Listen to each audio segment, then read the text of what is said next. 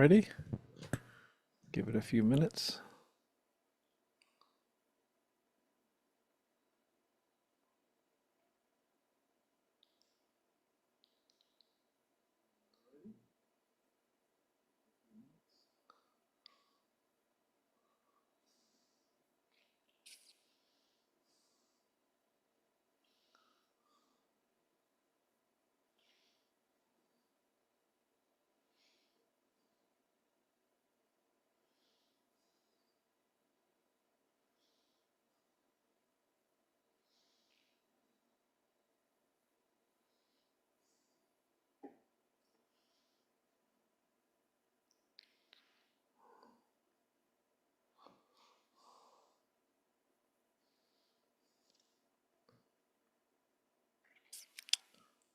Okay.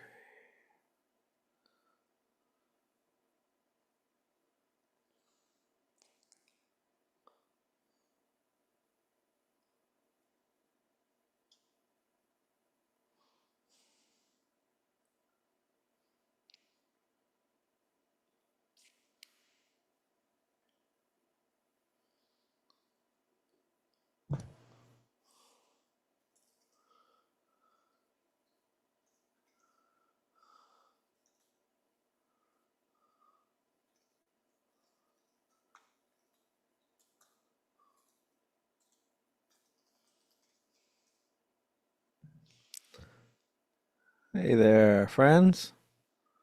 Hello from Missouri. I am in Florida myself.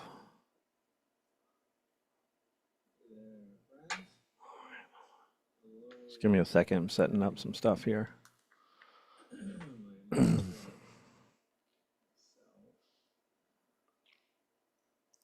on. Okay.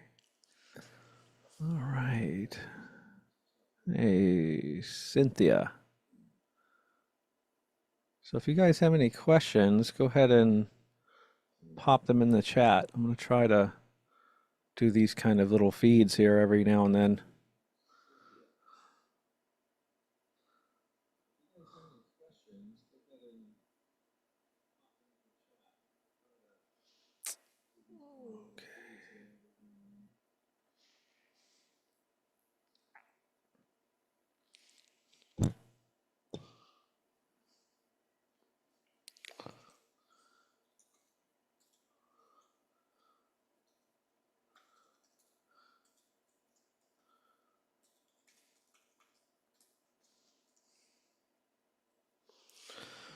We got 9 watching, no questions.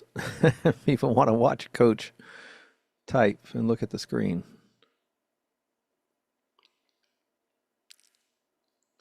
And I will teach some things in just a second. I have some thoughts I want to share with you guys.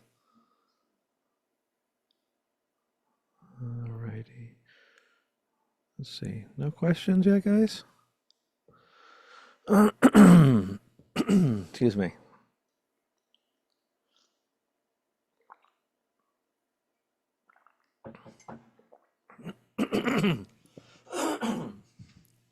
Oh, I see Gene in the comments.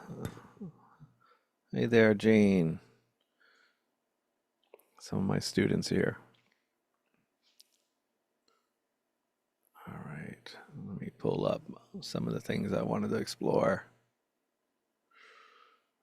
Um,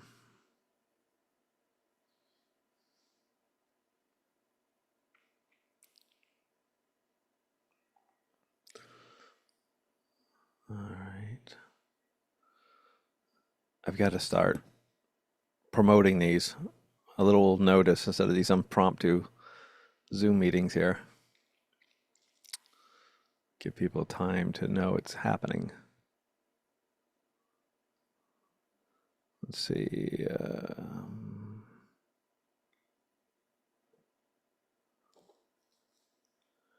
Why is it when I wake up in the morning, I have severe anxiety? I've been tapering since last November using the Ashton manual. Well, probably the prevailing reason for that one is higher cortisol rates in the morning, higher norepinephrine rates in the morning. And those are, survival signals essentially. But it's not just the signal that comes in, high cortisol, high norepinephrine. But think of it as the limbic system is sort of like an interpreter. It has to interpret those signals. So normally, when you're not in withdrawal and you're not in elevated fear, um, it's a little bit. Hold on, sorry. Let me put on closed caption for Kelly, for she murders me. Uh, is that on? I put CC on. Can you see him, Kelly? If not, you just have to click on the video and hit CC, I think. I'm not sure. Anyway, yeah, there's an interpreter part of the brain, so when cortisol and norepinephrine are spiked in the morning, as they usually are, yes, it will be saved. This will be saved. This live will be saved. You can watch it again. Um, yeah. So again, for the third time, I keep getting sidetracked here. Um, the interpreter of your brain, right? I call it the bear. This survival intelligence sees the signals of high cortisol in the morning. It sees the signals of high norepinephrine. Norepinephrine is really high. It's what kind of jolts you awake in the morning. Those things in themselves are not bad. Cortisol, norepinephrine, nor do they only serve fear. They have other functions, of course. But you have a part of your brain that's sort of it's it's on alert. It's on survival mode. So it's looking for fear. So any signal, high cortisol, high norepinephrine, a bad night's sleep, waking up and just getting kind of surprised by symptoms. I mean, how many of you guys, when you wake up, there's maybe a few seconds where you almost forget you're in withdrawal, right? And you're just sort of feeling normal almost, and you're like, oh my God, I'm in withdrawal. Oh my God, not this crap again. And it's like a Groundhog's Day, and then the flood of fear washes over you. That used to happen to me a lot.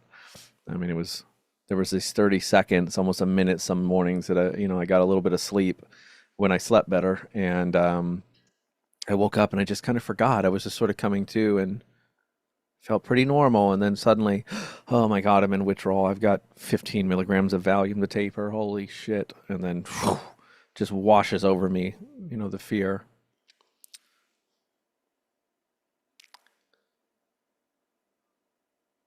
Oh, that's unfortunate. He says the tapering Valium feels so sick, terror feelings, absolutely. And I only listen to your channel. The other ones freak me out.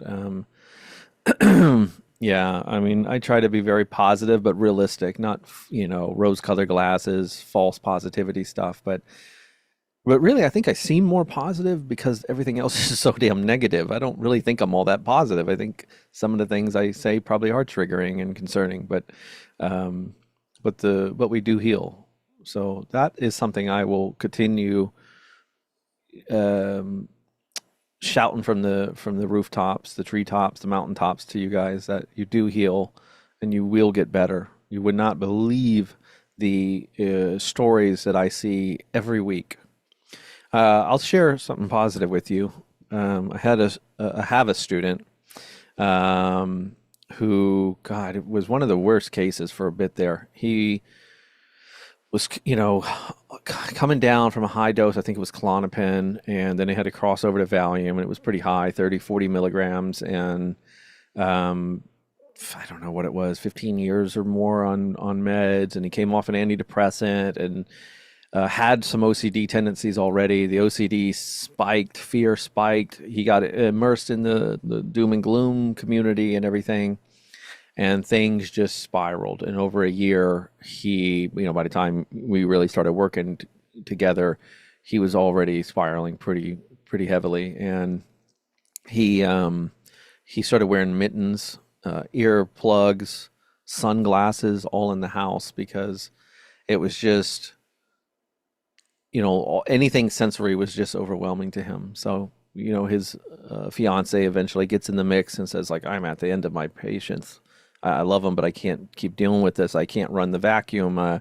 We can't open the blinds. We can't hear the cars passing by, outside. And, what are we supposed to do? And at this point, he wasn't He was so bedbound he couldn't shower, he couldn't do anything. He couldn't even watch a movie, he couldn't listen to videos. I mean, it was just completely trying to shut out fear in any little way that it might creep in. Like I said, the dog barking across the street, put on the ear cuffs, keep the blinds down, wear sunglasses, wear mittens so he couldn't touch things because the tactile sensation triggered him, right? And no, and there's hope here. I don't want to scare anyone going, what the hell is he telling me?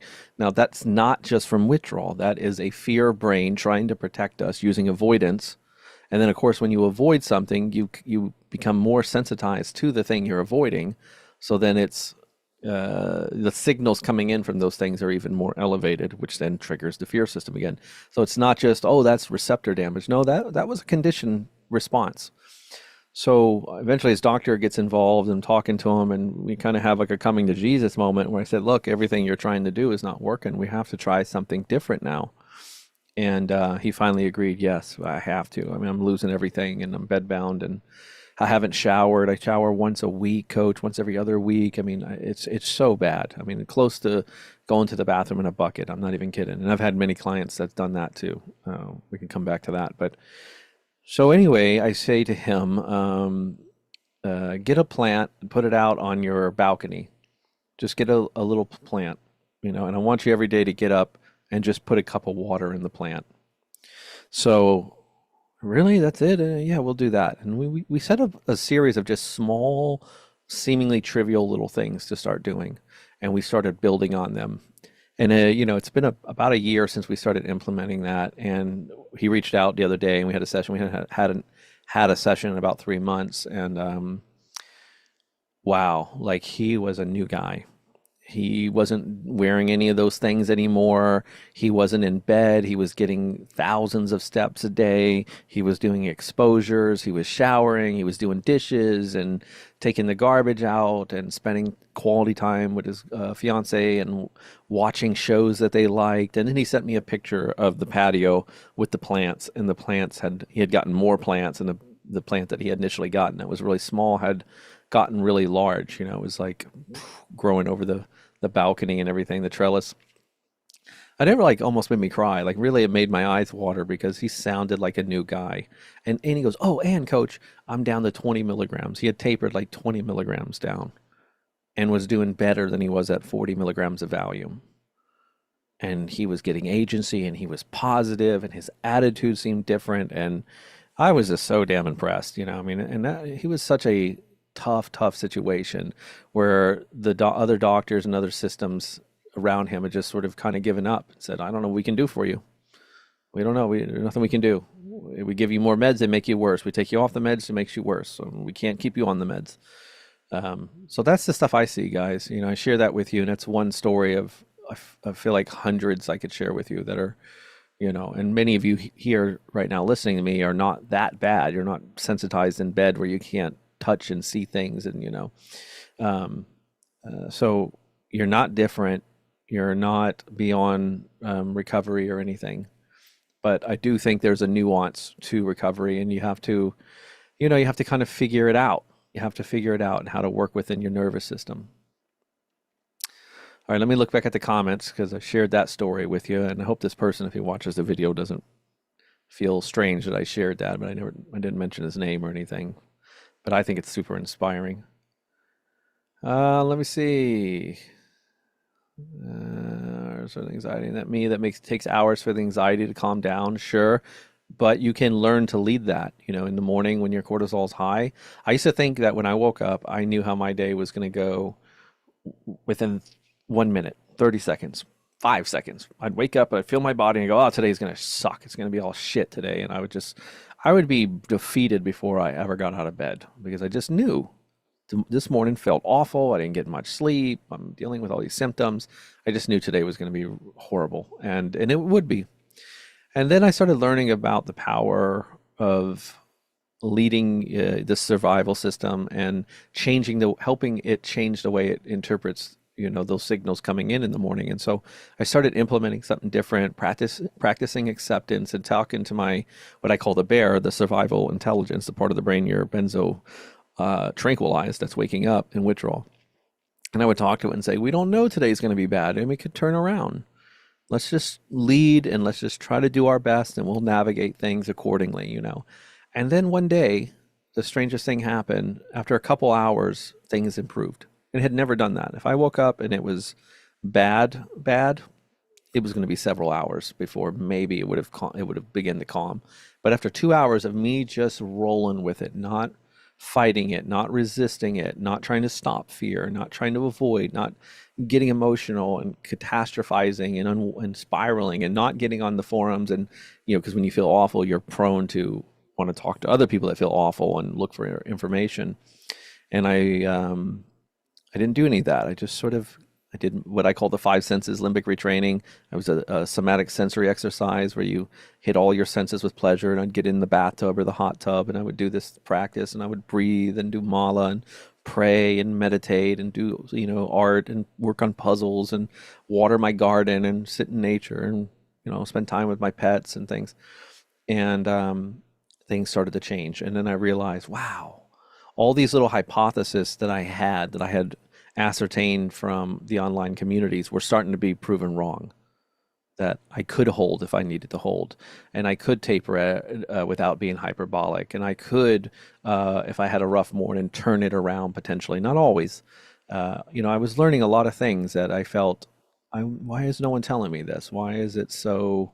Why is there just one horrific narrative that we see online?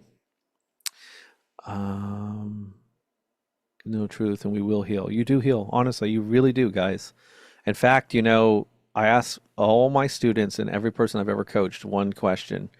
I say, um, if you had a crystal ball, if there was a team of doctors or somebody that could answer for sure for you that you're going to heal on this date. Let's say everyone here who's about to come off the drug or who's already come off the drug, no matter what time. But what if I said November 20th, you're going to be better? Maybe 90%. Maybe there's still more healing after that. But November 20th, how would you feel? People said, oh my God, coach, if I knew that and it was no bullshit, if it was really November 20th, I'm going to heal. My God, today would be a different day.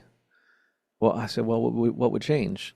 The hope I would have. I mean, I just know I would feel better. I could face all this. I could do everything. I said, okay, what if it wasn't till you knew you were going to heal, but it wouldn't be until 6 months later?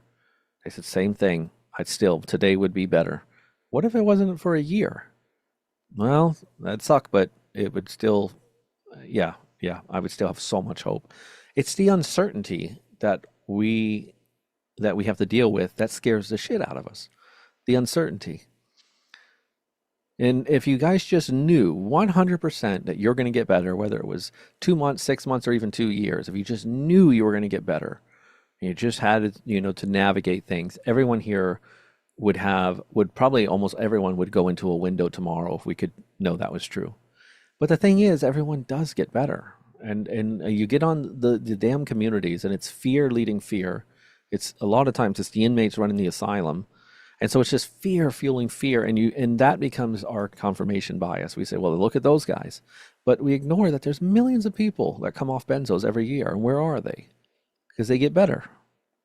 Some of you hearing me right now know that there has been experiences or situations in your life where maybe you've taken benzos before. Maybe, this is a common thing that I hear. Coach, this is the third time coming off benzos, or the fourth time, or the fifth time coming off benzos.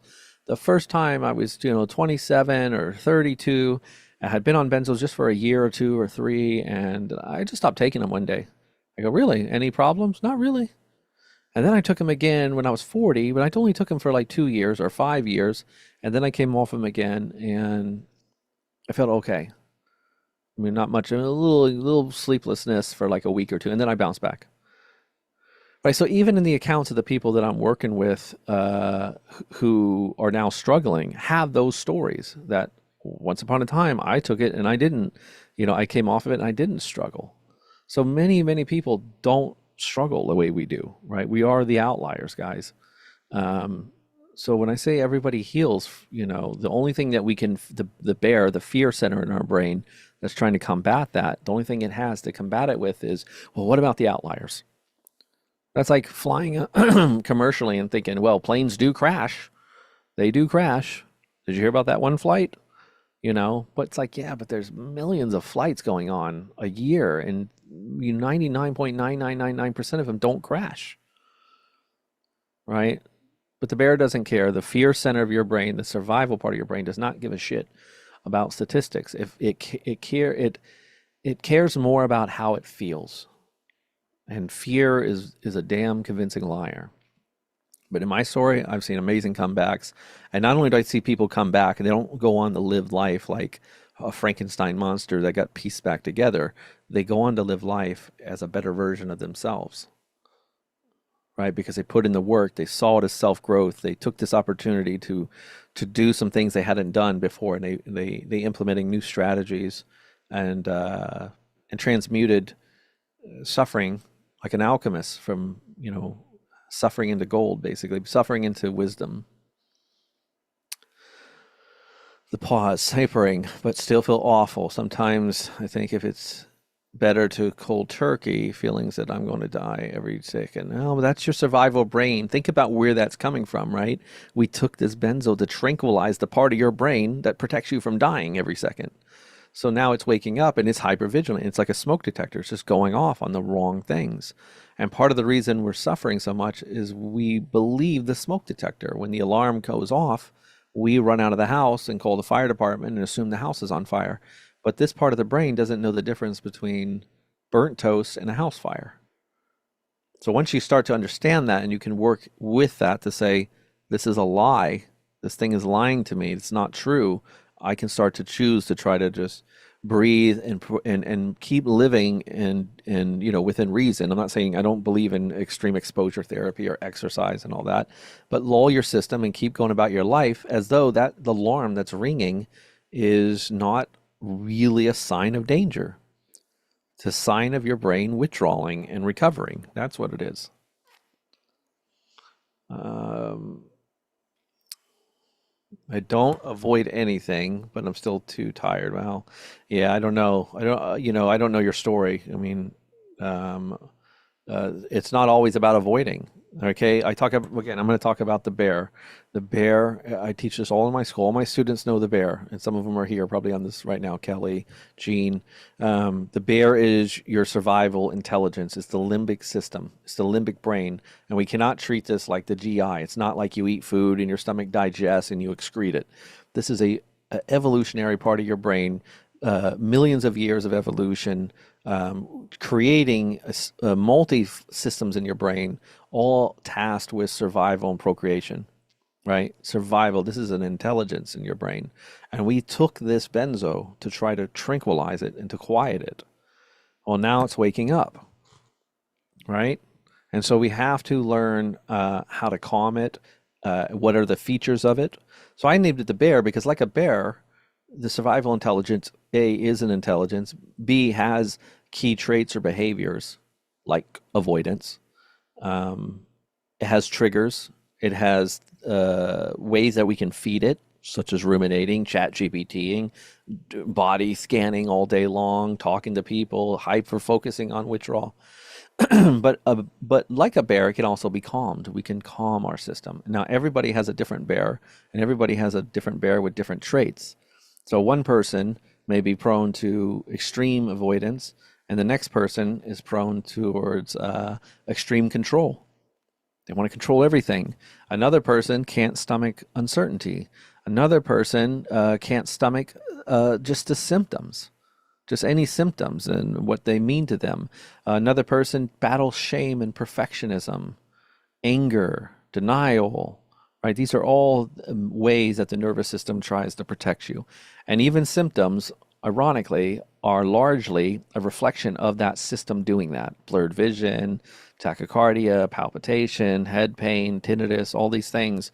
They're not just signs of a broken system, they're signs of signals from a withdrawing system to a fight or flight center, survival center, then you know using these symptoms, so to speak. I hate to use the word symptoms because they're not really symptoms, but using these things to try to help us survive. So rapid heart rate, increased blood pressure, all these things, tinnitus, all this stuff that looks just like, features of damage, or actually it's how the brain and the nervous system tries to protect you.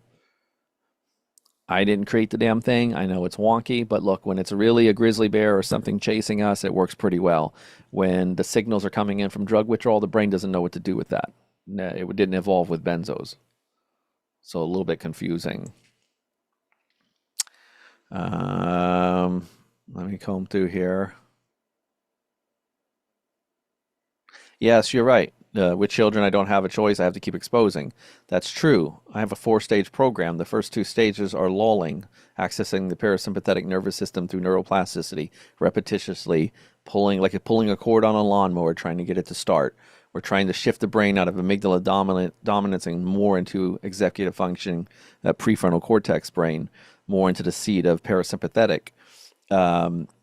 Sometimes the stage three is what I call like a pushing stage. It's more exposure based.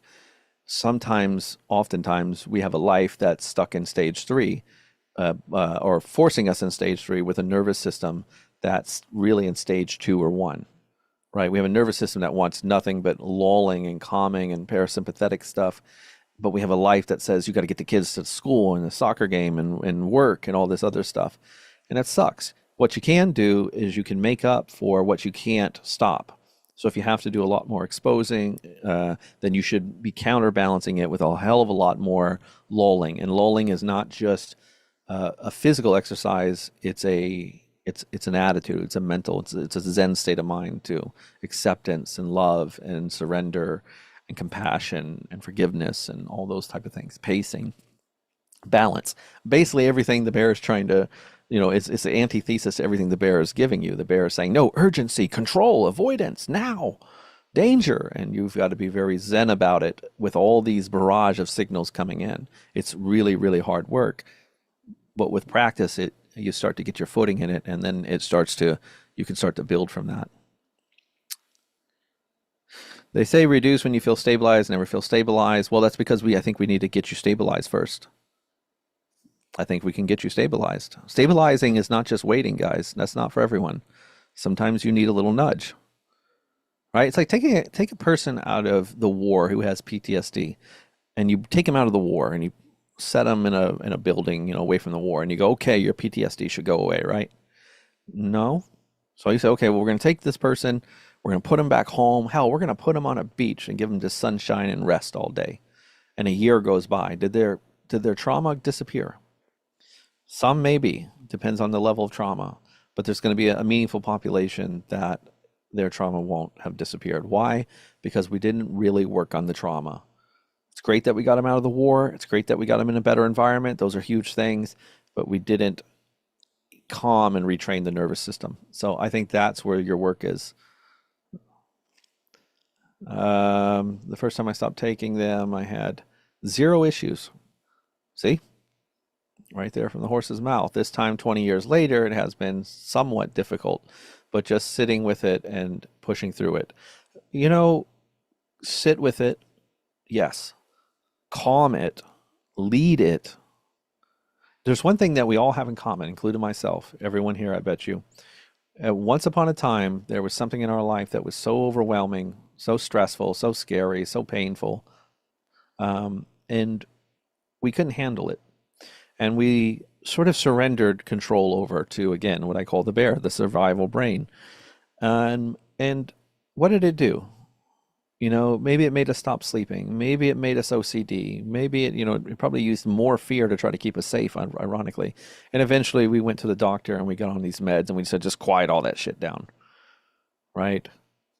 Does that make sense? And now here we are with it waking up. So I don't want you just to push through it. My method is not to push through it, guys. I've seen that repeated in different circles. Coach, she just says you just got to work through it. Well, working through it doesn't mean climbing Mount Everest or running a mile or forcing recovery. That's absolutely not what I'm teaching. Yep, PSSD recovery stories, absolutely. I've seen it all, guys. God, I've been here so long now. I came off benzos at the end of 2012. And I have been literally in the benzo community working with people pretty much ever since. I had a severe reaction to antibiotic. When I went to the ER, they put me on these medications. Oh, interesting. So you had a system that was already sensitive. Melissa Brisk, I'm stuck going between stage 2 and 3. Yeah, and going between the stages are not always going to be perfectly linear. It's quite normal to have some sticking points of stage 2, and but then have the bulk of your recovery in another stage. But you just keep doing your best. And in my school, I have, let me see if I can pull them up real quick. I have these templates that I teach from. So when I look at, I wish I could give screen grab and show you guys this. There's no way, like in my official Zoom meetings that I run in my school, I can teach from all this and show you in real time. I can't really do that here. There's no way to even drop an image. I wish YouTube would fix that. They should add some way to do that. But then I guess that would probably be problematic. So each stage, so let's look at stage 2. Stage 2 has 4 key learning goals. 1, establish a pure safe space. 2, begin daily checklist practices of active lulling. Hold on one second, Mac. I'm sorry. There's things are changing fast on my screen and I'm half blind. 3, separate from bear-based narratives. Now in stage 1, I want you to separate from fear triggers. That means anything that's scaring you. People, places, videos, whatever, resources, get the hell off of it. In stage 2, I want you to separate from bear-based narratives. That means the stories that your limbic brain is telling you. You won't heal. You're different. You were cold turkey. You're on an antidepressant. You're older. You're younger. You've got kids. You got whatever. We all think we're different. And the feeling that you're different is a symptom. My God, that is a symptom. Trust me. If you've sat in my seat for even a year, you would understand how true that is. Everybody feels different. So you have to break away from the bear-based narratives. And how do you do that? Well, a great thing I teach is I call it the bear method. BEAR, breathe, explore what the bear is trying to protect you from, what your survival intelligence is trying to protect you from, because it is trying to protect you from something. And don't give it some bullshit answer. Don't just go, oh, it's trying to protect me from danger. No, go into it. What's your symptom? And why does that matter? What's the fear? And then what's the story that this thing is telling around that thing? And then when you figure all that out, even the act of doing that changes changes gears between the amygdala to the prefrontal cortex, because you have to enter in to executive functioning to even answer that question. And if you can't, then you're just going to keep, I don't know, and you're going to go running. But if you can answer it, if you can say, what is my survival intelligence, my bear trying to protect me from, you might come up with some very interesting answers. And then ask why again. When you find that answer, then ask, why is that? And then go deeper and go deeper. And finally, you get to a very interesting place of like, wow, it thinks A, B, and C for these reasons, and this is the story attached to it, right? Now I want you, A, in the BEAR model, I want you to, A, accept it. I want you to say, can you accept the fact that your survival intelligence has got this wrong, it's spooked, it's telling you this story, and it's wrong, but it's trying to help you. Can you accept that?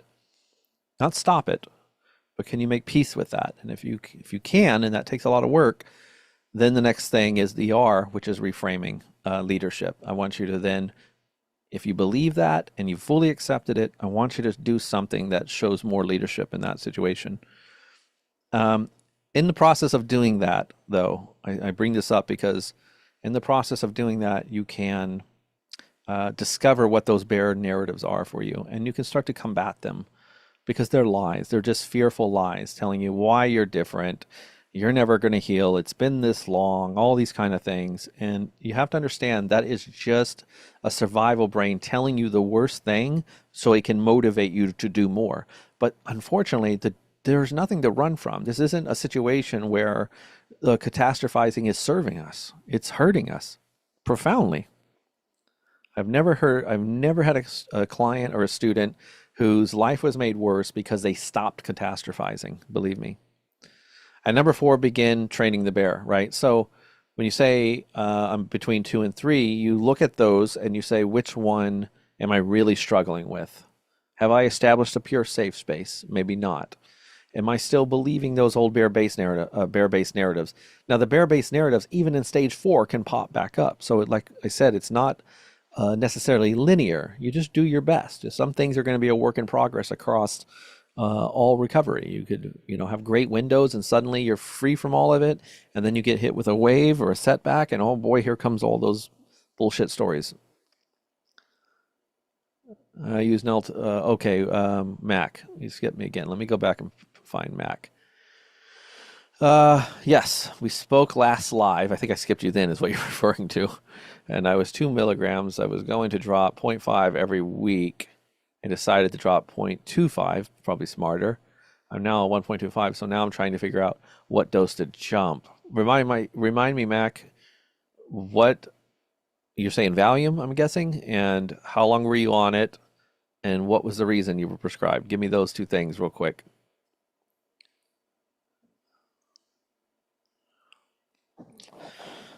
I've been slowly tapering Valium for 3 years, have a lot of sinus congestion, ear blockage, nasty symptoms. 2 years ago, diagnosed with mold illness, chronic inflammatory response syndrome. That happens.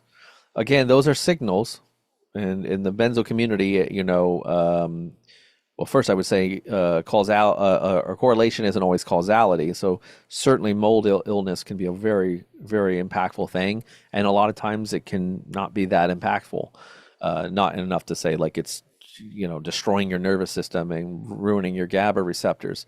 But it is another thing to take, pretty serious and get treated but don't let that become a staple of, oh, that's why I can't heal. See, I'm different. I got mold. A lot of people got mold poisoning. A lot of people have histamines. A lot of people have even Lyme disease or mast cell activation syndrome, or, you treat it and you keep moving forward in that. So don't let it become a barrier for your recovery. Severe muscle spasms and pain won't allow lolling, allow my body to relax. What you originally took benzos? Well, that's when I do know. But listen, even with chronic pain and chronic muscle spasms, even which are painful and suck, you can still lull. Lulling doesn't mean being limber and super flexible, right? It's there's a lot of lulling that's a state of mind. Even if my body is in pain, and I've dealt with neck and back pain my whole life. Like you said, I got put on these damn drugs because of a muscle spasm that went beyond a muscle spasm. It became something called a contracture or a cervical dystonia. So I get this question is very personal to me. But you know what? You can still find peace. You can still find acceptance. And you can still find, if only to lull in your mind first and find ways to nourish your body.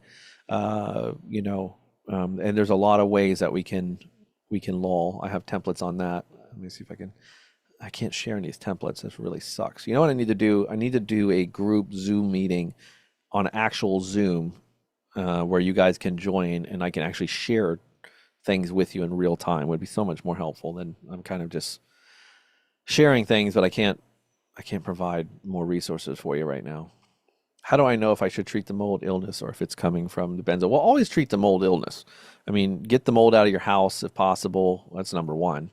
And then have checks. Be careful with functional medicine doctors. I think they got a dog in the fight and sometimes can produce false positives and things.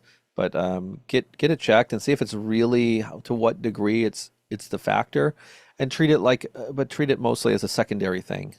Don't make it the primary thing. For most of us, that's not going to be true. Some it will be, but for most it won't. Thanks for answering me. I can really feel how genuine you are. Oh, thank you. So this whole experience has honestly been the biggest trauma in my life. Yeah, it is. It is a trauma. It really is. And that's why I say about recovery, I teach what I have come to call a trauma-informed neuroplasticity program. Trauma-informed first neuroplasticity, because I do believe that. I think it is trauma. I think everybody here has had a traumatic, at least this has been traumatic. Maybe it's not trauma in a sense of, pure PTSD, but it's traumatic, right? I don't think many of you guys would argue that. But we can treat trauma. I used Delta 9 gummies to help sleep. Was so desperate, it really messed up my taper. Oh, really? I don't know. I've had people take that and was fine, and CBD and be fine. Everybody's different. Again, signals versus, you know, signals of the fear system versus, some kind of damage from the drug or whatever it is. But Delta 9, I've had many people have great success with that. Can we ever take antibiotics again? Absolutely. I've taken antibiotics. Antibiotics are not the enemy. I mean, fluoroquinolones and certain ones you got to be careful with. I'm not a big fan of antibiotics because they can produce problems even for people who didn't take benzos. Antibiotics can be nasty, but amoxicillin, penicillin, those basic ones are pretty benign, pretty safe. Okay. Valium 1 year. It was after an operation. My nervous system must have got sensitized. Okay. Well, it's not a lot of time. And you're getting damn low. And now just picture it like you're flying a plane and you're landing and you're hitting you're approaching the runway and you're landing and you just want to land very smoothly and roll to a stop. Let me go back. I forget your main question. Let me go back. I'm now 1 point. Well, I'm at 1.25, so trying to figure out what dose to jump. So you could jump at 1.25. Let me see. You're dropping zero point 0.5. You know what? I would probably come down to zero point 0.5. I'd come back down to zero point 0.5. What's it hurt to do another few weeks of tapering at this point, and just land it very smoothly. Zero point 0.5 is fine because your nervous system is used to zero point 0.5 jumps, so we know that's okay. Can these healing waves simply stop after one of them, even if that particular wave was fairly intense and the nervous system stays settled? I mean, at some point, waves do end for sure. At some point, the system just fully recalibrates. But we also got to be careful that this is what happens sometimes in any bad moment of anxiety, stress, sleep, or whatever. We run and go, oh, it's waves and symptoms. But what did you do? What did we all do before this? I'm sure not all of us were 100% anxiety free and things like that. I mean, I know I wasn't.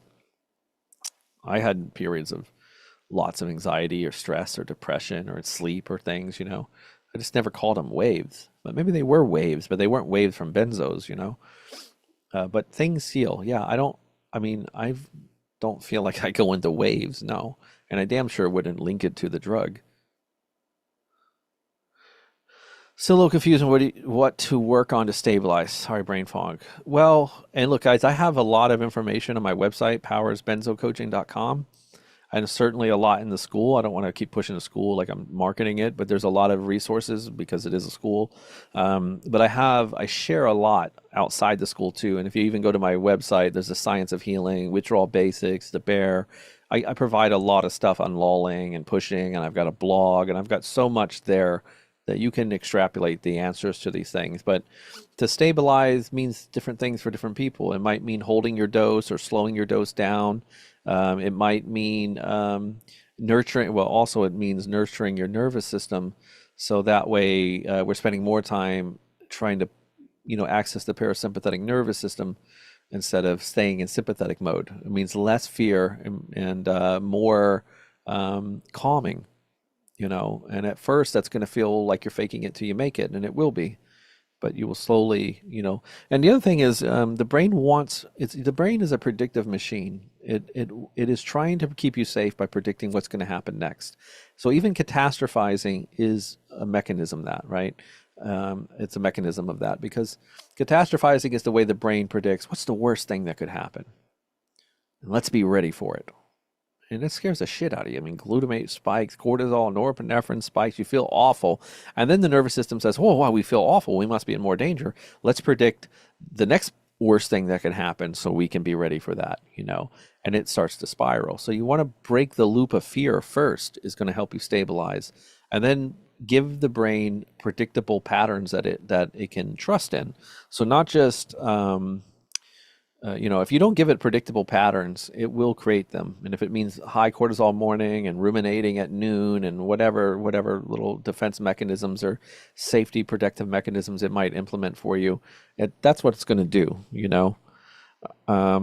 But instead, if you get up in the morning, you say your prayers. I do some cognitive morning reframing with my students. I do something I call the four anchors of love.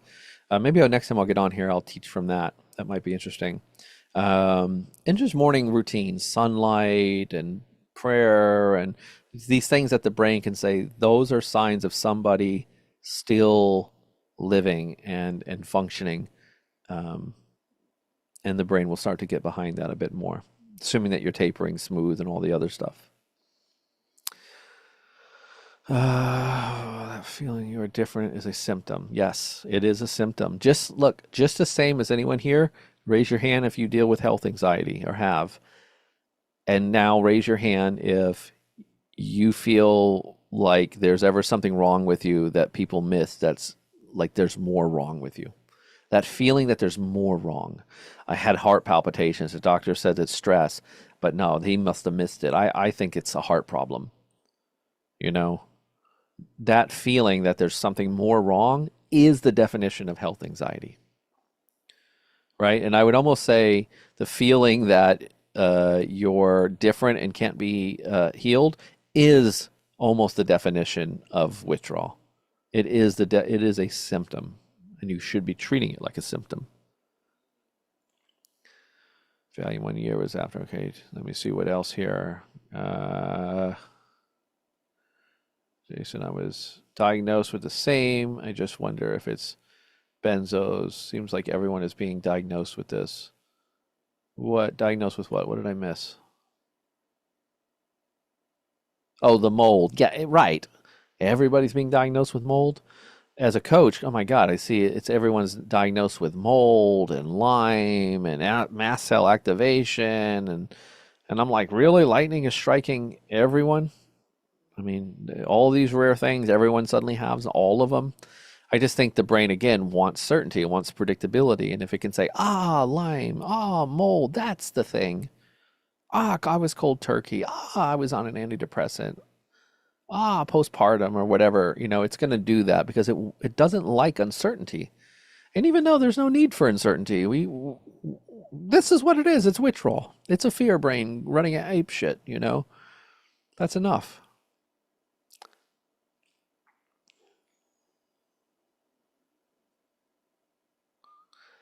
Mold illness doc wants me to take an antifungal that interfere with benzo metabolism, so I'm too scared. I don't know about all that.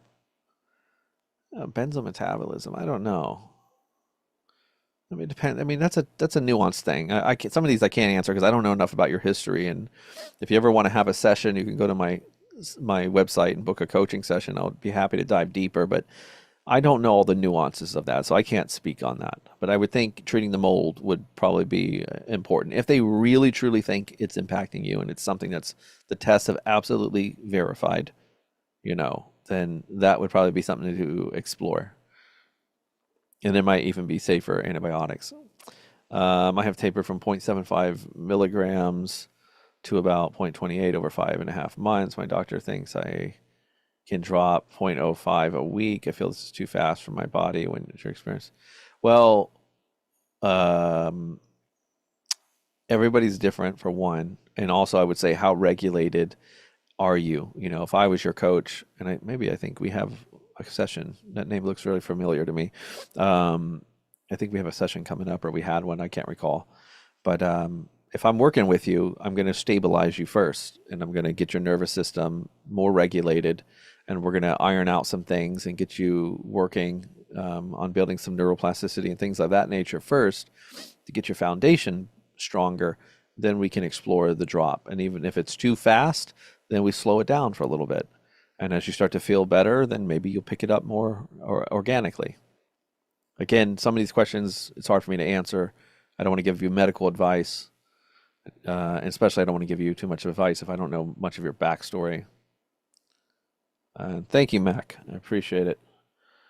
Thanks, Coach. What do you think about trazodone, hydroxyzine? They're pretty safe. They're basically antihistamines. I've seen people, if I were not sleeping and I absolutely were going to take something, those two would be the first. outside of magnesium glycinate by probably 2 to 400 milligrams, which I would walk up gently, or L-theanine, which I would again introduce and walk up gently, are good options. Don't go crazy with B vitamins and all that. You get these functional medicine doctors and they go, "Oh my God, your B vitamin," and they jack your system up on methylated B vitamins. And man, I tried that once. This is years later after benzos, and I've never been good on B vitamins. They feel like what I imagine cocaine feels like or something. Um, it just really made me feel like I was on the edge. So not a fan of that. Not everyone tolerates B vitamins the same, and you can get a lot of B vitamins through blueberries and other things. Your food. Let your food be thy medicine. What do you think about cognitive issues, memory problems, attention issues, difficulty with words? Yeah, well, all those things you're talking about in a way are not survival based. The brain hijacks. So now, cognitive cognition, memory, attention, focus, feeling good, feeling hopeful, feeling yourself. This is executive functioning stuff. This is prefrontal cortex. Think of it as you have two different brains there. You have the survival brain and you have the prefrontal cortex, seat of executive functioning, your seat of rationality. It's what separates us from the animals, right? So when you're in survival mode, like coming off benzos and going through trauma, it pretty much pulls you back into this damn, dinosaur brain, this reptilian, mammalian survival brain. So we're trying to shift gears back to the prefrontal cortex where, you can have better cognitive functioning. Some of that will be in your control, some of it won't, because there is a very real chemical, biological neuroadaptation process and neuroadaptive process happening as you're coming off these benzos. And sometimes you will just have cognitive issues and some memory and stuff. Shit, I had memory so bad. I that's what scared me the most. I thought I'm never going to have my brain back. And it was very important to me as someone that I was kind of an intellectual person and liked learning and things. And I said, this is scary. This is really scary. But you get it back. I understand that we had waves before benzos and we never paid attention to it and it was just life. But why am I aware of it and a wave would just come? I wasn't even looking for it. Why am I aware of it and a wave? Well, I mean, I think it's your brain is creating the wave. If I understand what you're saying right at the end there, that when you become aware of it, a wave comes because the wave itself is become a phobia. We're terrified of waves, right? We're terrified of waves. And whatever you're terrified of, the survival brain is going to pay a lot of attention to. And then it's going to try to pump you full of things like more glutamate to try to help you meet the danger. And what is glutamate? Glutamate is not our friend in withdrawal. The mold is everywhere. The symptoms are sneezing and stuffiness, antihistamines. Yeah, hope all is well, Dave. Good to see you again. Thank you, Michael. That name seems very familiar. I remember you now. Good to see, or well, good to not visibly see you, but good to see you. Did you treat the SIRS? I think that's not based to me. I'm enrolling in your school also. I'm enrolled in your school. I also have been following closely. Yeah, great, Holly. I thought your name looked familiar. So we've got a lot of resources there that'll help. The first part is the psychoeducation part, the way of seeing this a little bit differently. That all begins there. Thank you for your school. Totally changed my perspective and helped tremendously with all my anxiety. Thank you. I really appreciate that. I wish everyone who was going through withdrawal meds understood what it was. Understood it was a med withdrawal. Yeah, I agree, Raven. I agree. Keep trying to get the good news or the good word out there. Stay away from booze, right? It's pretty good advice, yeah. But even Dr. Heather Ashton wasn't opposed to some people having a glass of wine or a few sips of wine or something here and there. You still want to have a quality of life. I always say take benzos out of benzo withdrawal as much as you can. I know that sounds silly, but the more that you can just, treat it like you're just you're rehabbing yourself, but don't make it such a damn scrutinous process. Is that a word, scrutinous? I think I made that. I'm Southern. I can make up words like scrutinous. Let me see what else here. Stay away from booze. Yeah, generally I would stay away from booze. I didn't drink it. I didn't have success. What are you doing? Stop. It keeps popping up some stupid shit in front of my screen. What is this? I can't. It's not allowing me to scroll because it keeps popping up some stupid thing. Stay away from naturopath. Yep, and it sucks because that's a naturopaths are should be a good field and good doctors, but sometimes they go a little bit overboard. Just like psychiatrists think they can treat everything with a damn pill, naturopaths think everything can be treated naturally, and what does that even mean? What does naturopath mean? Oftentimes it means supplements or diets, which can be strong, but you know, if you're on 20 different supplements, you might be influencing GABAergic and serotonergic tones, I guess you could say, through those meds. A lot of those meds are GABAergic and serotonergic.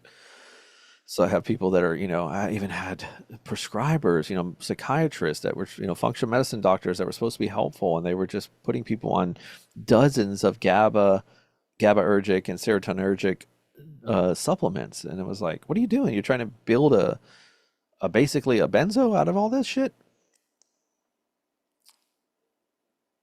Doctors don't seem to understand, and you get a new diagnosis with new meds. Absolutely. Yep, the med rabbit hole.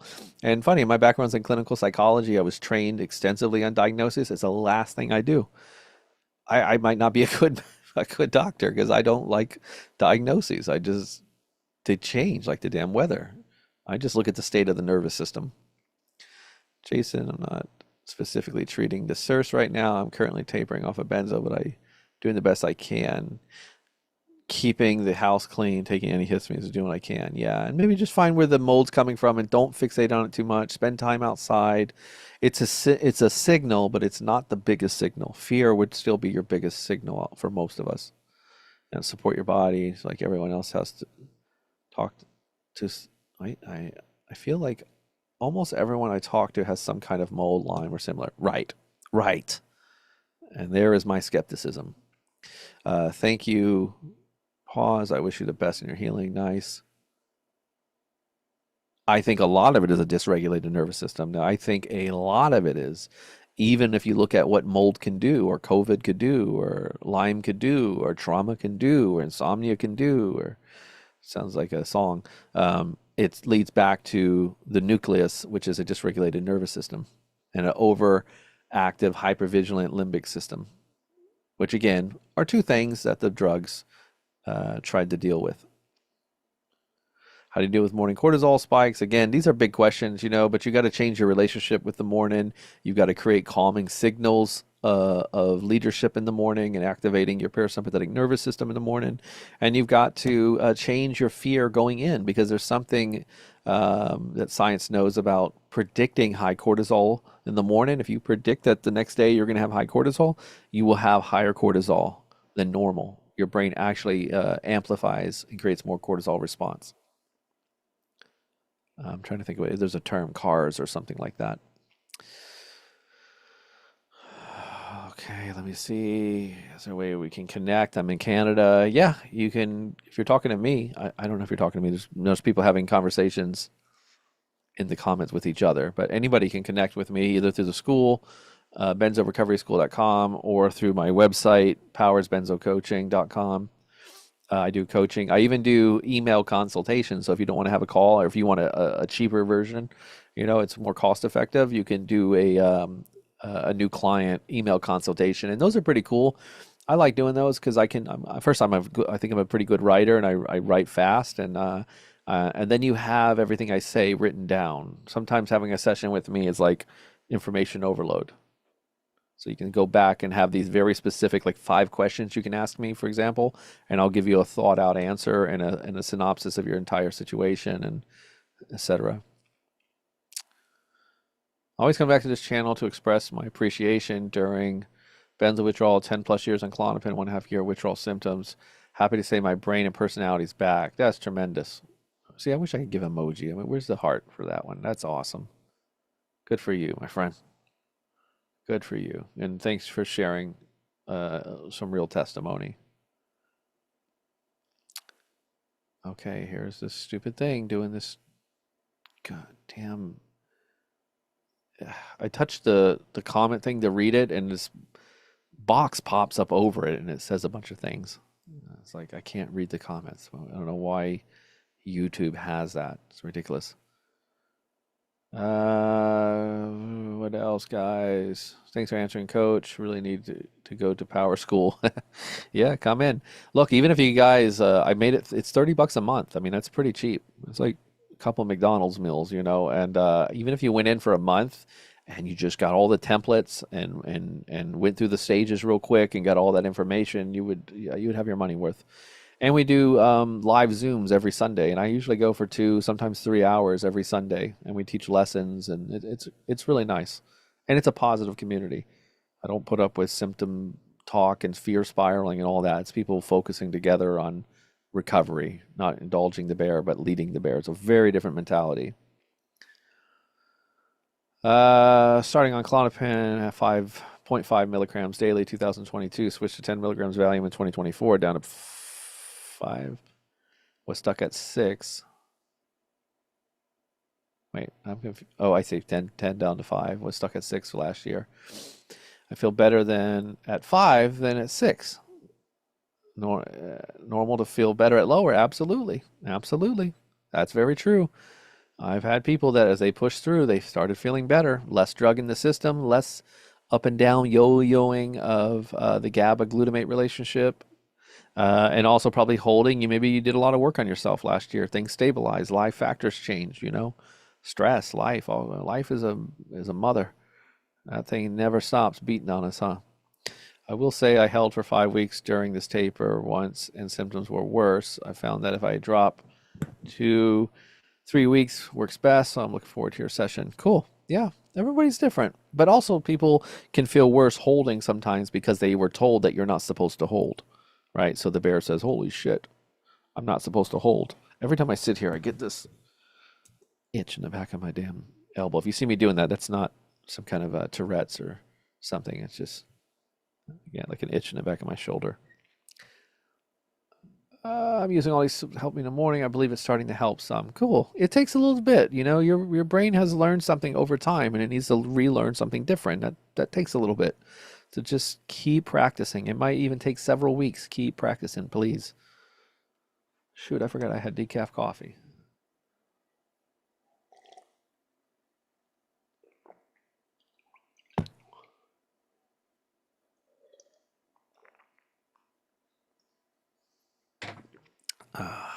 I love decaf coffee. I love caffeinated coffee more, but I don't drink it much these days. And not because of benzos, but just because I don't want caffeine in my system.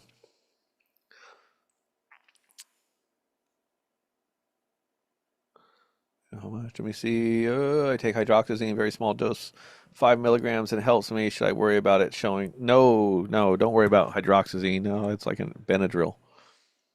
You should be fine on that. I mean, everyone's different, but uh, what I don't like a heavy leaning on meds to be the fire extinguisher. That's where I think meds mess with you, like hydroxyzine or even mirtazapine would be another step up. Trazodone's pretty safe for most people. But it's the fear center. If you're just traumatized and scared of taking meds, then an aspirin, a placebo will set you off. A placebo. Yes, we should focus on nervous system regulation. Don't cry. That's it. Yeah, you want to regulate your nervous system, and there's an art to that. There's a science to that, and don't just go on Instagram and YouTube and these bullshit videos that goes 30 seconds to regulate your nervous system. Anytime you see something like that is total nonsense. But there is a way to do this for sure. Having the right mindset, super important. One of the biggest predictors of success that I've ever seen is attitude. Absolutely. You're doing your recovery work right when the people around you start to say, you know what, you seem different. Not that you're having less fear, not that you're having less symptoms, not that you've suddenly beat all of this, but you're just handling it different. You seem more at peace. You seem more accepting. You seem more forgiving. You seem calmer. You just seem like you have a different relationship with your suffering. That's when you know. People keep saying about the school, so I'm going to put something in here.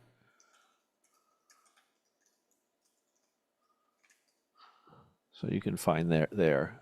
I take mirtazapine to sleep, but it's 3.75 milligrams along with my now 5 milligrams. That's a very low dose. That's about a dose I would recommend. Your doctor's trying to put us on 25, 50, 100 milligrams of Remeron or mirtazapine. Or something crazy. Same with trazodone. They jack the dose up way too high. Lower doses are much better. Yeah, I feel you. Your system will calm. Your GI is probably all out of whack right now. Cold turkey 4 milligram Ativan 2023. Ugh. Starting back in 2 days. Started back in Klonopin 2 days later. 1.5 milligram currently at 0.75. Should I go on a Valium? If you're having success with Klonopin, stay on Klonopin. Stick with the devil you know. I think the perfect ideal for tapering would be a liquid taper. Like if you could get a liquid Valium. I don't know if they make liquid Klonopin here in the States, but a liquid Valium or even a liquid solution, but especially if you can get the actual liquid titration from the pharmacy is best. And then what you do is you take the bulk of your meds in pill form still, but the taper dose you taper in a titration. So that way you have all those little notches on that, and you can come down in like smallest precise increments, and it's so smooth. I have bind and getting worse by the day, 10 milligrams roughly a day, tapering. Now, see, this is what I understand of bind. How can we have bind if we're still tapering?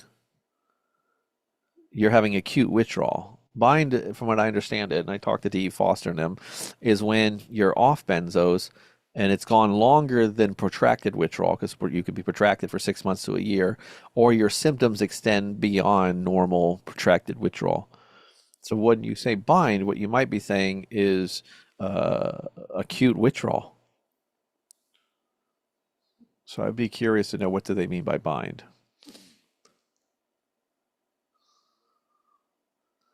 I don't know, Jeff. I would have to know way more into your story. The ER isn't going to do shit for you, but you jack up your benzo. It depends on what your symptoms are. If it's fear and you're just ruminating and spiraling, then we have to address the fear. And if it's sleep, then we address the sleep. And we have to figure out what's exactly the presenting symptoms there that we need to work with.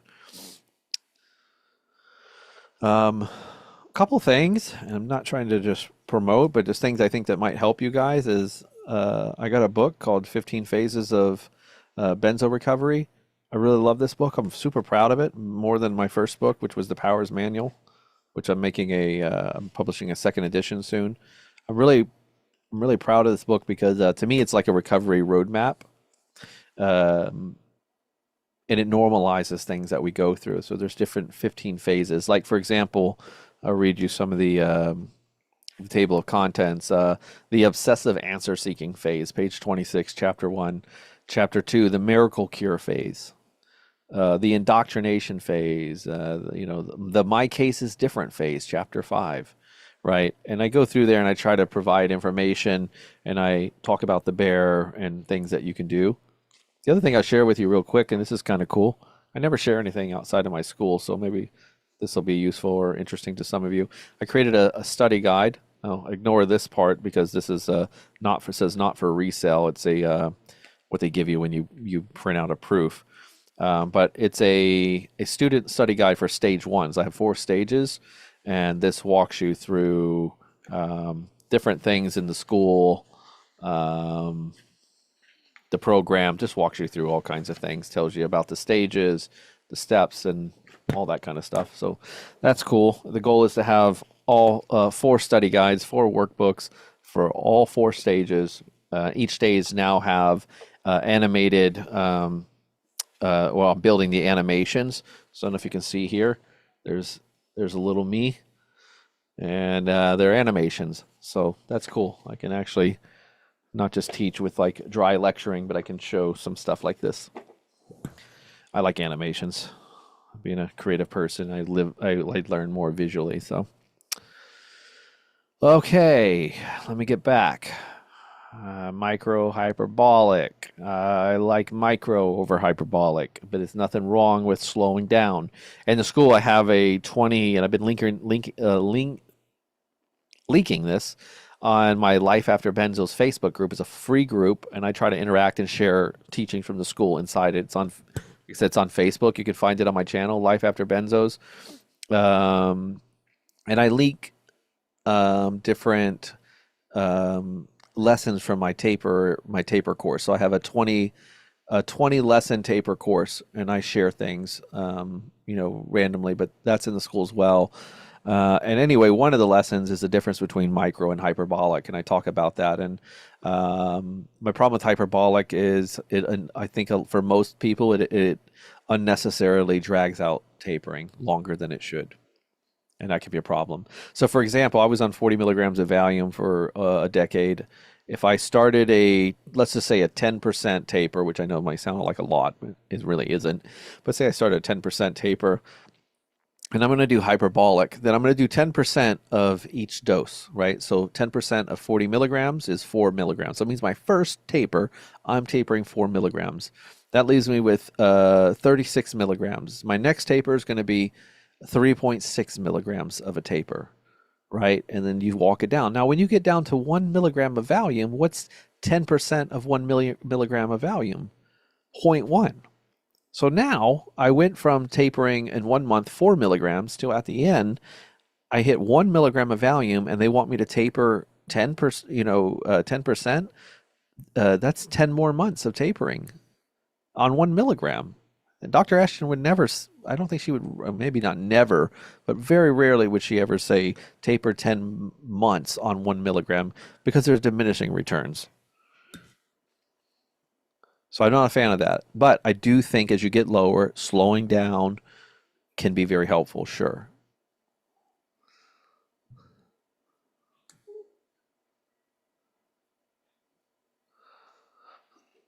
Let me see here. Let me see what else. Is there anything else, you guys? You guys are slowing down. It might be time for me to go. Did you feel DPDR rage? Oh, hell yeah. Very much so.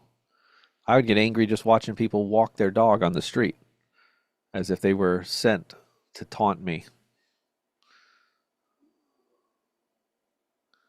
Agoraphobic. Uh-huh.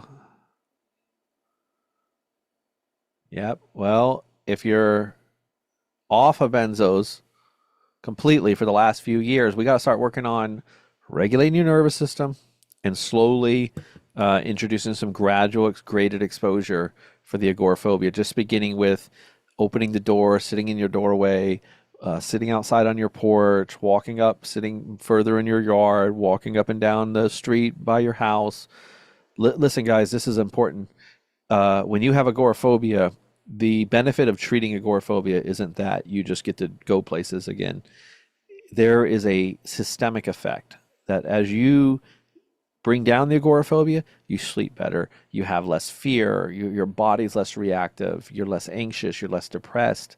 Like everything starts to fall in suit. So I would strongly encourage it. And agoraphobia work should not be just white knuckling it like a madman. That's not how it should be done. You should never be fighting a panic attack off while you're doing agoraphobia, a graded exposure. That's not how that works. Have any of you guys seen the film I released, Lake of Fire, our feature film on benzo withdrawal?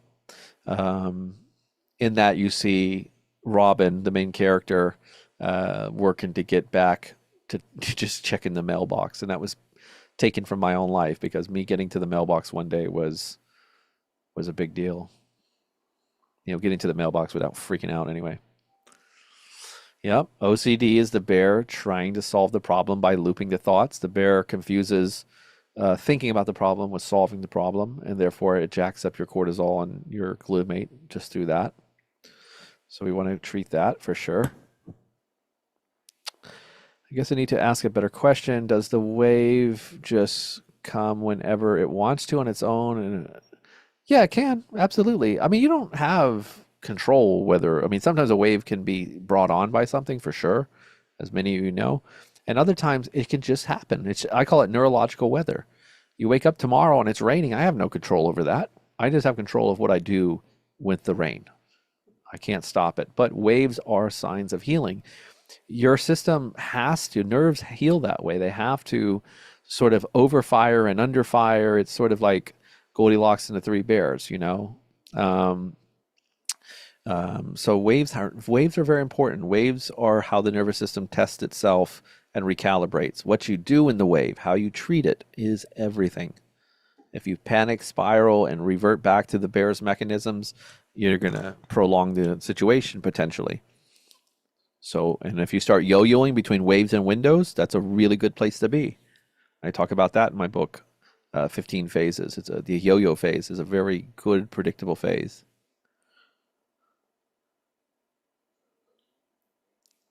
You watched my film on Netflix? I didn't know my film was on Netflix. Are you sure? Life After Benzos? Or are you talking about As Prescribed or something? Because that ain't my film. Mine's Life After Benzos. Netflix owes me money. Um, by the way, speaking of Life After Benzos, we are pre-production. We're going to make a 6 episode miniseries spin-off. So we're going to start that in like a few months, a couple months or something. We're getting close to that, and we will be able to bring back some of those old characters from the movie, and but also a bunch of new characters, and we can dive so much deeper.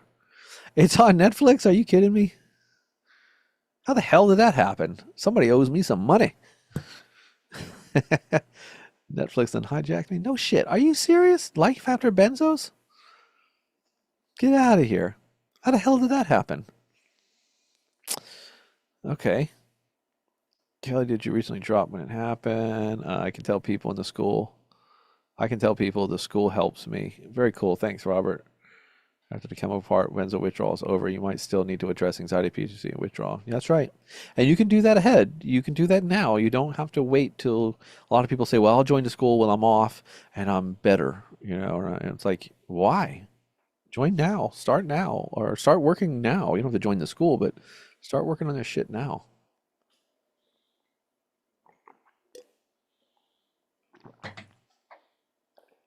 Let's see my cup. It says 0 Fox given. Little cute pun.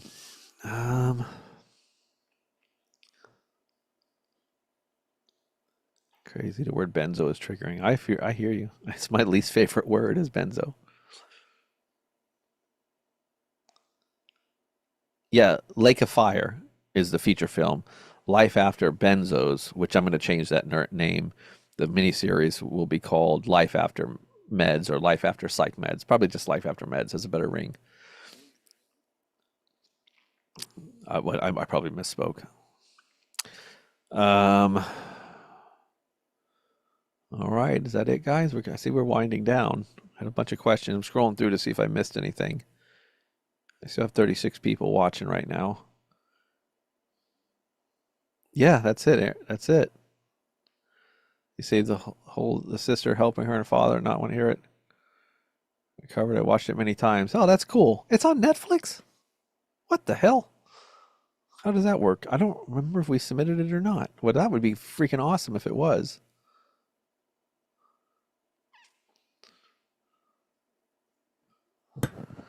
I'm stuck in bed as we speak, extremely symptomatic. I mean, Jeff, let's talk. I mean, I've got things I can help you with. Hey, Phil, long time, brother. Hope you're doing well, man.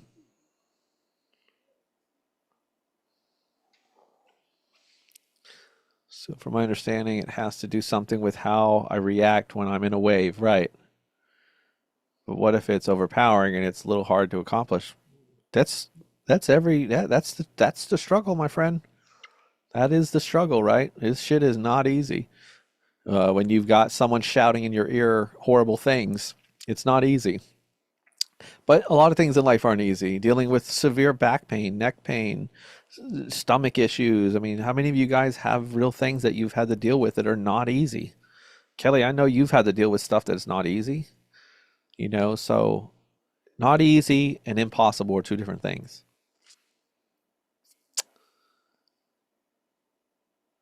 How do you let go of control to relieve tension? You have to have hope, and hope has to have a path forward.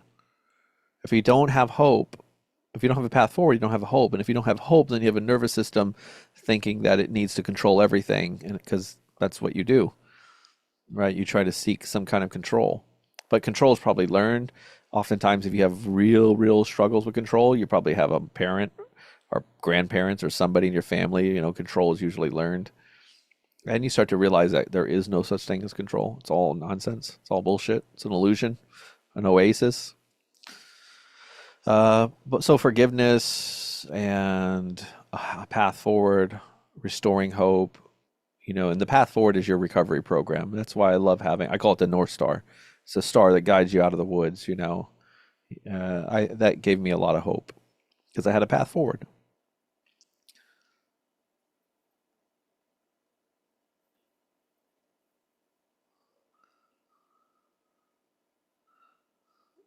Yeah, well, listen, regardless, Lake of Fire is here on the channel, and you can watch it here for free.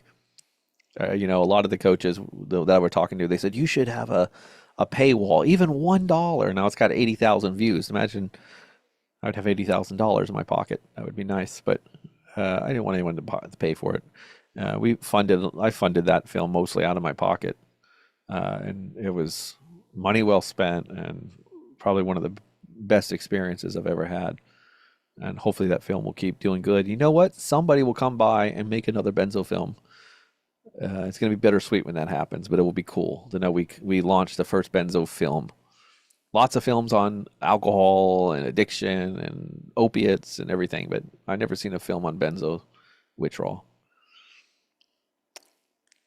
My friend, you got to stop spiraling. You spiraling and shame and pressure and all of that is not going to get you out of this. So you saying I can't be stuck in bed while being stuck in bed, that's suffering. That's you fighting against the currents right now. It isn't impossible. I know. Does it matter that my last wave was full of anxiety?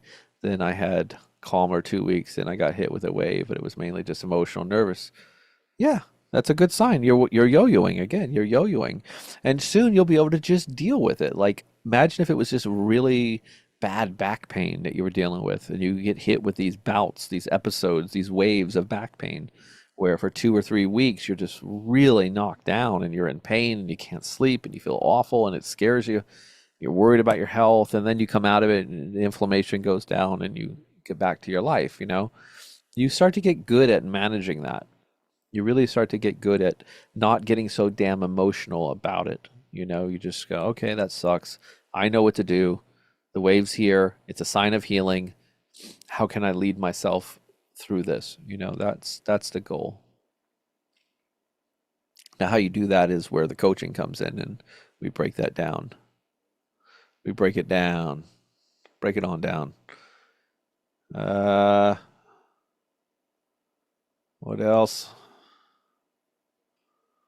I'm glad you guys aren't asking me controversial questions like last week or last time. All righty. It's looking like it's winding down. That was a good film, but I wish I got more of you in it. Yeah, I was worried, and some people have told me, and now looking back, I should have been less afraid to put myself in it. But I was so worried of people going, he's just marketing himself, or this is an infomercial, or he's a narcissist. He wants to put himself in it. I've got people that don't like me, and a couple people literally said all of that in a comment under the video. And so I knew that was coming. So I actually didn't have any intention of being in the film. I kept auditioning. Me and my team kept auditioning people, and my two co-creators said, "Why are you auditioning people? You're the guy. We're going to try to find an actor to pretend to know psychology and all this. It just seems like such a tall order. You do it." And I said, "No, because then they'll think I'm, I don't know. I just didn't want to be criticized. And also I didn't think I could be that good of an actor. I've done acting and I'm studying it, but I didn't want to be the thing that stunk up the film. So I didn't want to do it. But finally, we was running down. We were approaching the shoot time, and we didn't find anyone. And I said, "Fine, I'll do it, but I'll play it way back. I won't, like, you'll see me from the side. I didn't want to be central. I didn't want this to be about Coach Powers. I wanted it to be about the protagonist and the story and the message, And so I tried to walk that line. Now looking back, I had multiple people say the same thing, like you should have been in there more. We should have saw. Yeah, probably. Maybe I'll do more in the mini series, although that won't be really focused on me as much either. Yeah, I'm gonna do more live chats, definitely. I'm gonna try to give you a heads up. I'm still trying to figure this out. I don't know how to do the countdown and then the thing starts because I'm zooming in, and every time I try to do it, it's just a whole headache. So I'm trying to figure that out. That way, I can give you guys a heads up and say, Coach is going to do a live Zoom and at today at 5 or 2 or something, and then you will be ready. Right now, you probably logged on to YouTube and said, oh shit, he's on. But I do want to do more of these for sure. And I actually want to do private Zoom meetings where I can give you guys a link and say, hey, sign up for this. It's free. And then I'll do an hour or two where I'll teach from my templates and I'll bring you guys into the school, so to speak, so you can see some of this.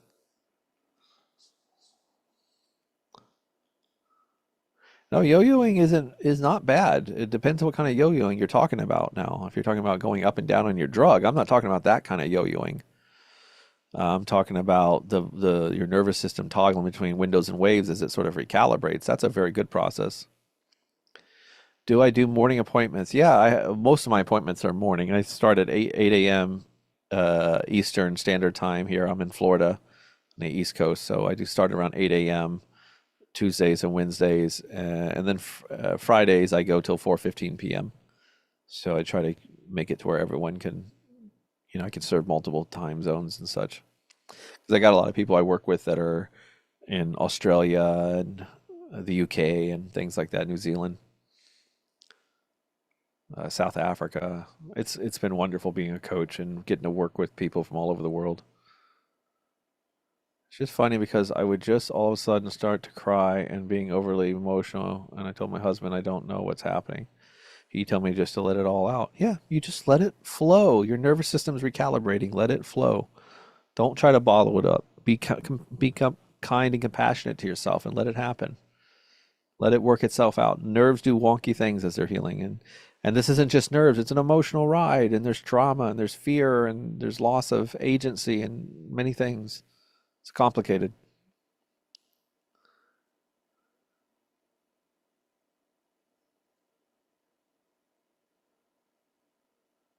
What did you say? You're like Sam Neill. Oh, Sam Neill? Who the hell's Sam Neill? Is that the guy from Jurassic Park? Let me look this up. Isn't that the guy, Sam Neill? Yeah, Sam Neill. Is that who you're talking about? He just passed, man. I don't know if that's what you meant to say, but that's funny. The first 6 months after cold turkey, I had physical symptoms, pain, tinnitus, but now it's only anxiety attacks. Is this typical? Yeah, yeah, yes, sir. Unfortunately, sometimes the emotional stuff and the fear stuff is the last thing to do. How again, panic attacks are treated much like the yo-yo phase. How you respond to panic attacks is everything. I had thousands of panic attacks in my life, and after coming off benzos, I haven't had one. Had a couple close calls early on, but never one. Life is heavy.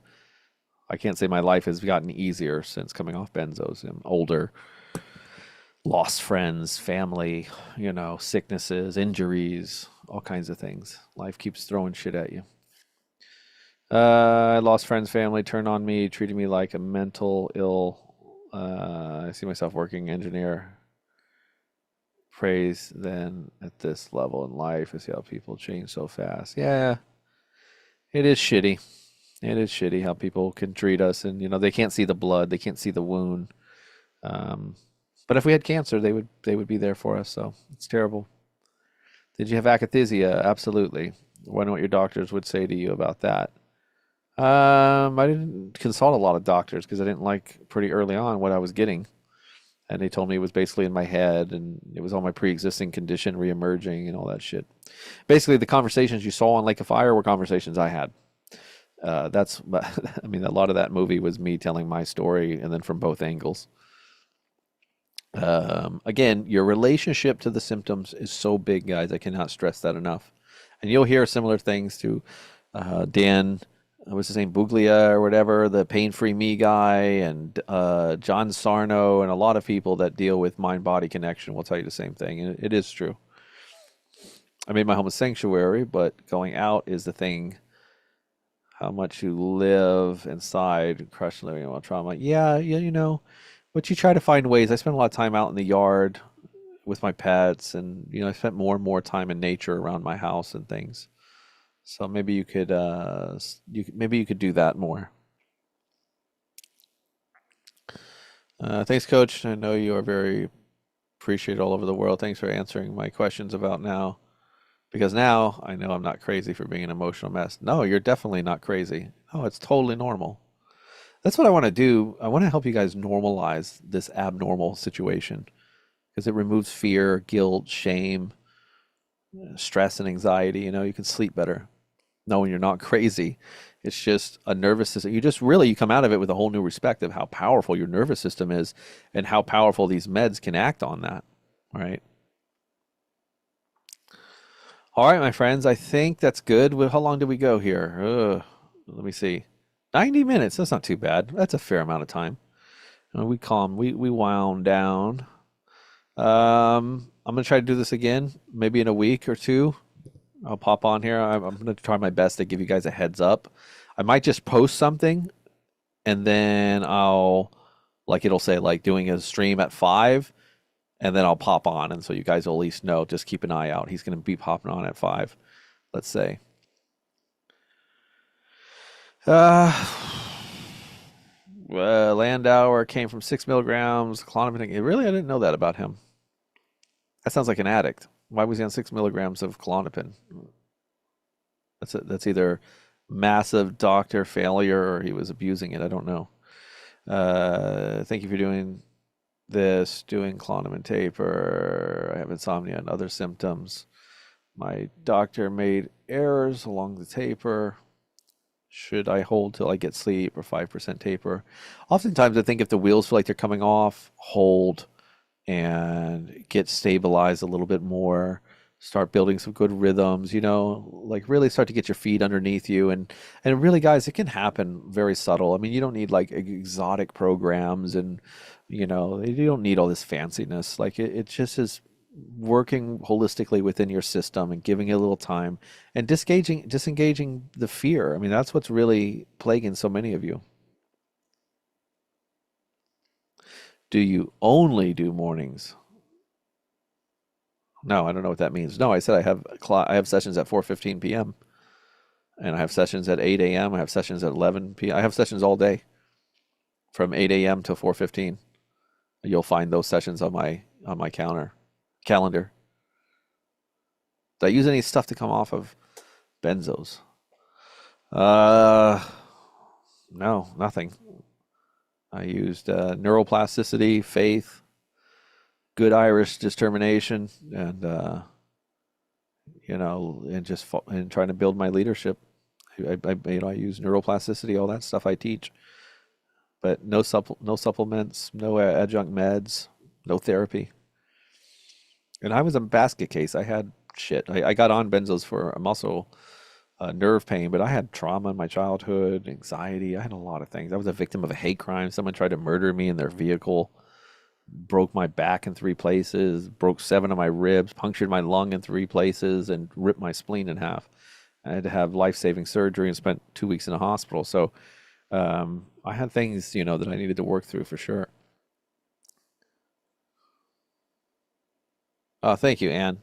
I appreciate that. I haven't burned out yet, knock on wood. And I think why is because this has been so fulfilling.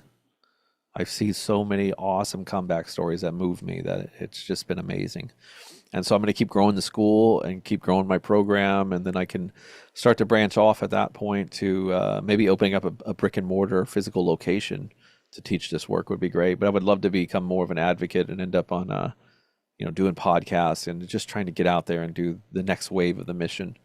But the first is like Noah building the ark. I want to build a good solid school and recovery program that is just effortless and really dialed in, and then I can start working on the other parts of this stuff.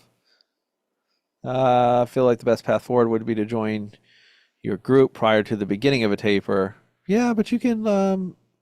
Yeah, I think so. I do think that's, I think that's very helpful. But we have people. Usually people come to me when they've tried everything else. And they always say that to me. I've tried everything else.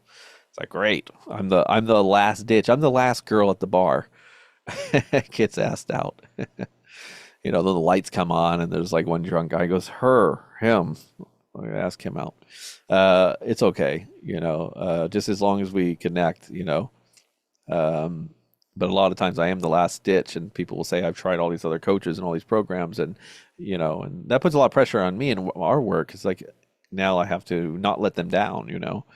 But also it's kind of good because then they're usually ready because they've tried everything else and they're kind of like they're surrendered to this thing, so we can really get to work. But I help. We work with people at all stages. I've had people join the school who were off 10 years, 5 years. And I have had people join the school who decided I'm not coming off benzos. I just want to learn to regulate my nervous system, lead my bear, retrain my fear center, and all this. And we do that too.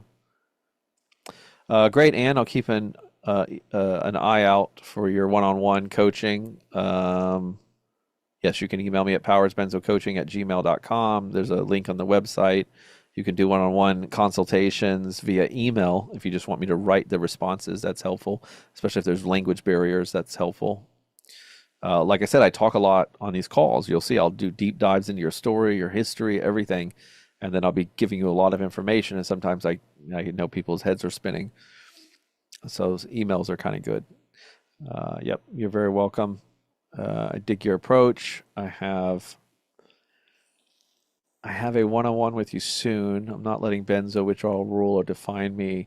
I'm 5 months free after a year of a low dose 0.25. That's wonderful. I already love it, Mary. Love it. Love what you're saying already.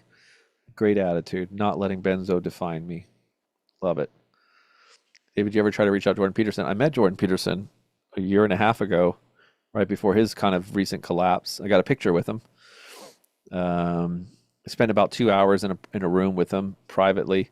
Well, semi-private. There was like 20 other people there, um, and I got to go up and I met him. I shook his hand and I told him, introduced myself, and I told him about the Lake of Fire movie, and he was really interested. And he said, "Please send it to me." And I said, "Would you like to help me spread awareness?" And I was telling him some things, and he seemed really interested. And he said, "Yeah, let's talk. Let's talk." And I looked over at his publicist manager asshole, and he was like, "Yeah." And so I went over there and I said, he said, give him my email address and hook him up with my agent. And the manager looked at me and he said, "What do you want?" I mean, he was so snippy and shitty. And I had to look back at Jordan. I said, like, kind of went like this, like, he's not doing what you said. And Jordan said, give him my or give him my assistant's email. Like, he kind of like snapped on him, like, "Hey, listen." And the guy was like, ugh. Like I was some beggar looking for a handout. I was like, "Listen, dude, you little twerp, give me the damn email message or email address before I karate chop you right in the throat." Then I reached out to I got a hold of his assistant, and he just shut me down. He just shut it all down. He would not even run anything by Jordan, and kind of pissed me off. And I said, if I meet Jordan again, I'm gonna tell him that your assistant shut all this down. And then when Jordan started going through all his burnout and everything he was going through, he got into I will not mention grifter, I think, a grifter benzo doctor in the community. And I think it all went downhill from there. But yeah, I don't rule it out. It would be nice to have a conversation with him and to get him on the page of what we're talking about. Wouldn't that be nice? Uh, Need you, so grateful for you. Thank you, Ann. No problem, my friend. We'll talk. We'll get things sorted out. Constant nerve pain isn't at all normal. Well, benzo withdrawal isn't normal, but it's normal for withdrawal. It can be normal for withdrawal. Hey, my doctor just gave me a taper plan, like 10 milligrams a month, 8 milligrams a month, 6 milligrams. So you're tapering 2 milligrams a month, at 4 milligram a month, then 2 milligrams, 59 days. Is it a good plan? I don't know how long you've been on the benzo. I don't know your story. I mean, it could be 2 milligrams is a little fast, but many people could tolerate it, especially if they've been on benzo for a shorter period of time and they're not, taking it trying to mask, severe trauma. Yeah, that's what I hear. He went to a medically induced coma. And I teach people to lead themselves through withdrawal. And that's not leading yourself through withdrawal. That's trying to do the same thing that Benzos did, just tranquilize fear. So he said, knock me out and I'll wake up on the other side. And he woke up in withdrawal. And he had no reference point for it. And I think that some ways helped him, in some ways was a great disservice, I'd imagine. The medicine is pooped out. I guess it is what it is called, but I still have a taper. Well, sometimes the medicine poops out, and sometimes the stress and fear around us get higher than what the benzo can put out. Think of benzos as a glass of water, and life stress, fear, and all the things that we were dealing with, trauma, whatever, as the fire. The water has to be proportionate to the fire, right? And so life stressors grow, more sleep, more sickness or whatever, and suddenly that water doesn't feel strong enough, and then you say, oh my God, water doesn't put out fire anymore. Now, sometimes you can get adjusted and adapted to where you need a different benzo or certain things like that. Sometimes you can get into a tolerance place for sure, but oftentimes it's just the benzo can't meet the rising demands of the stress and the fire around it.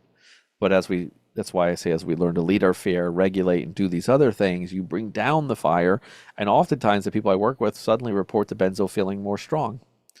I have many, many, many, many, many people who, as they taper, as they get lower, they feel better. So even if you go, I'm an interdose withdrawal, I kind of go, okay, I mean, yeah. But there's interdose and there's tolerance and then there's withdrawal. So at what point when you come down, if I'm on blood pressure meds at 10 milligrams of something and 100 milligrams of Lasortin, and I come down to, 25 milligrams and I go, it's my blood pressure is bouncing back. It's a med stopped working. It's like, it's not that it stopped working. You don't have enough med in you.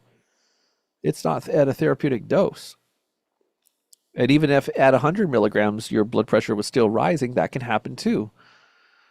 So all those things matter. There's more nuance here. Thank you. Are you married now? How old are you? No, I'm not married. I'm in my 40s now, early 40s. I'm an old man. I'm getting old. Not looking forward to it, but I am looking forward to looking like the distinguished doctor, with the gray and maybe then people will take me more serious. Oh, thank you, Terry. You're a sweetheart. I appreciate your support.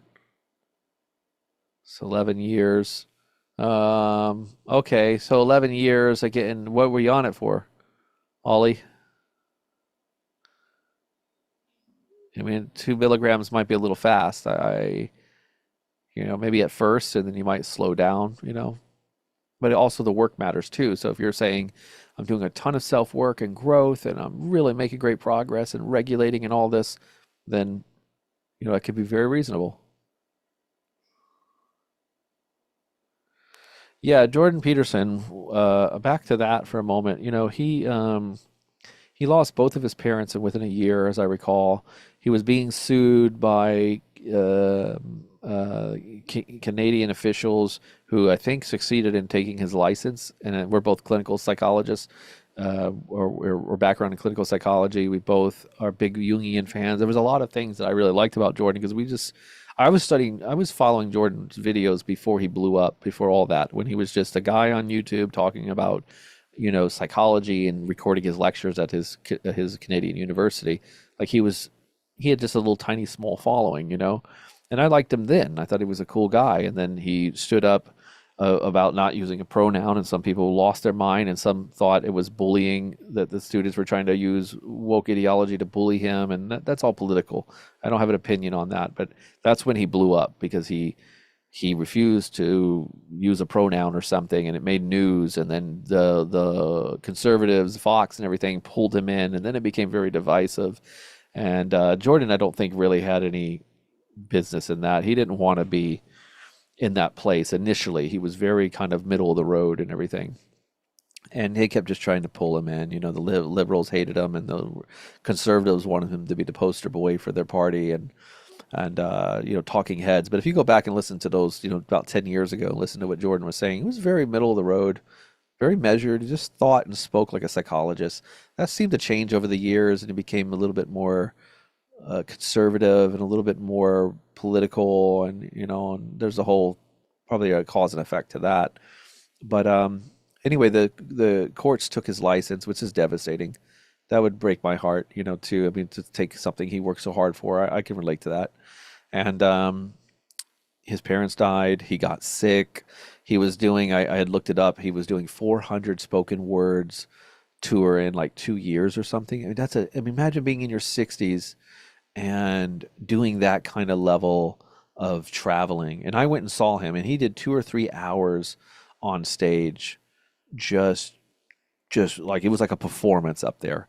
You know, I mean, he was drained. After he was done, I remember him falling into a chair, and he just went, oh, oh. And his wife said, oh, it takes a lot out of him, you know. And then he went upstairs, and we had another 2 hours in a private room where we talked with him and asked questions and everything. And I said, this guy really gave a lot. Tickets were like $600, you know, so maybe some incentive there, you know, making millions of dollars. It kind of adds a little motivation. But he was, you know, traveling. I mean, Jesus, he was doing 2, 3 spoken words a week, and he was doing it internationally, and in his 60s. I travel 2 hours away in an Airbnb on the beach over the weekend, and I'm like, I need a few days to like get my bearings back, you know. And this guy's just living in different time zones in different countries and traveling. I mean, it's a lot.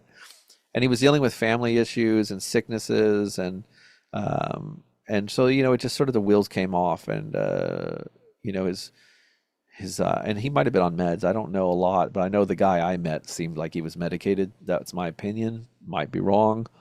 He looked medicated. He looked absolutely like somebody who never had anxiety or stress or any symptoms. I was very impressed.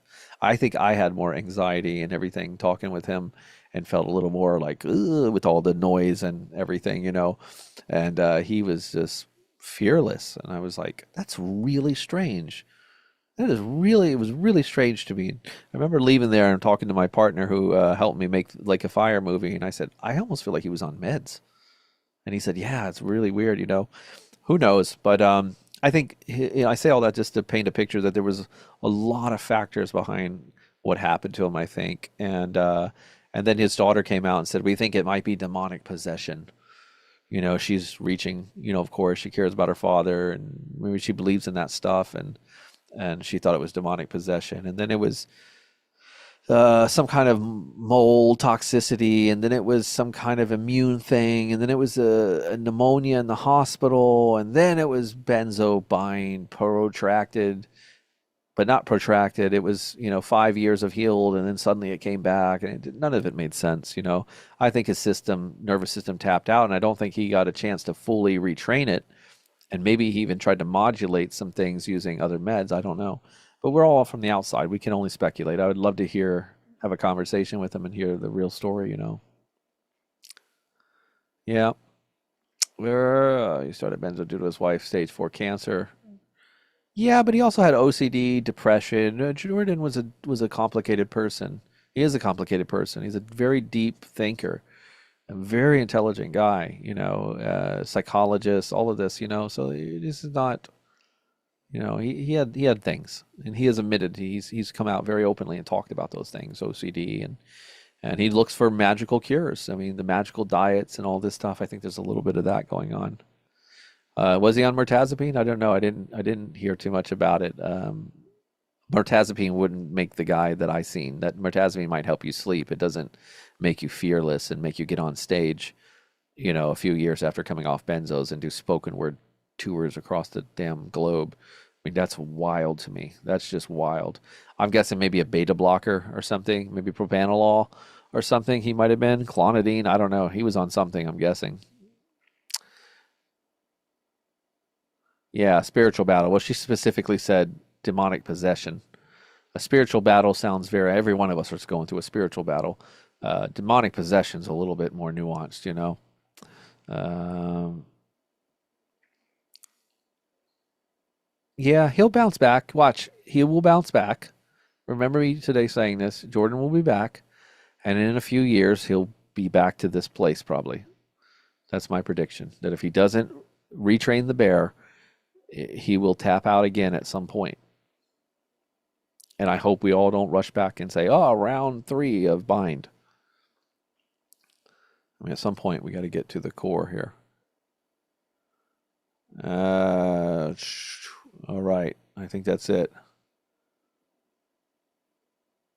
Thank you, Ann. I appreciate that. It's a very nice comment.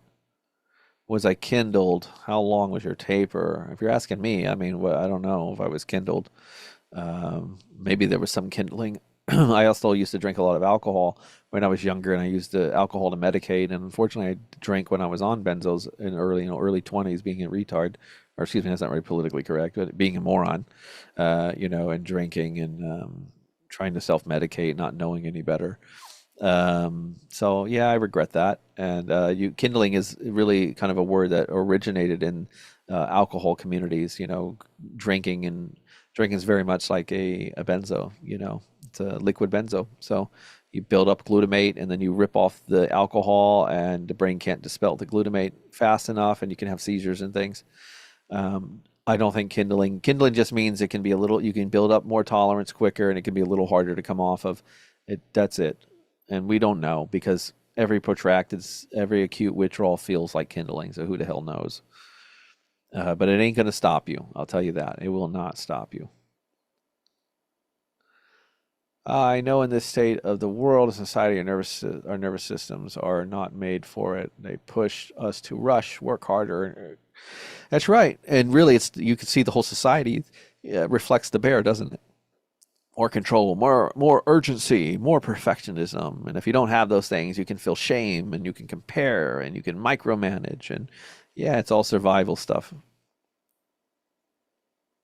Thank you. The pause. I don't know your name, your official name, but I appreciate that.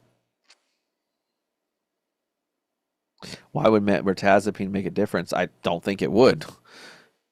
I don't think it would. I don't know why it would. Uh, yeah, especially for Jordan, it wouldn't make a damn difference. Especially the guy that I saw. Again, I spent time with him, and he wasn't a nervous guy. I mean, I spent time with artists who never came off benzos, and other people that are deep people, and you sense a shyness or an introversion or little nuance. You see it in me. I'm not like the 100% fearless either. I'm like a shy, introverted person sometimes, and that's not the guy I met. I said, "Holy shit, this guy's 10 foot tall and bulletproof." That's how Jordan was. I mean, he was on it, man. Very confident, very focused.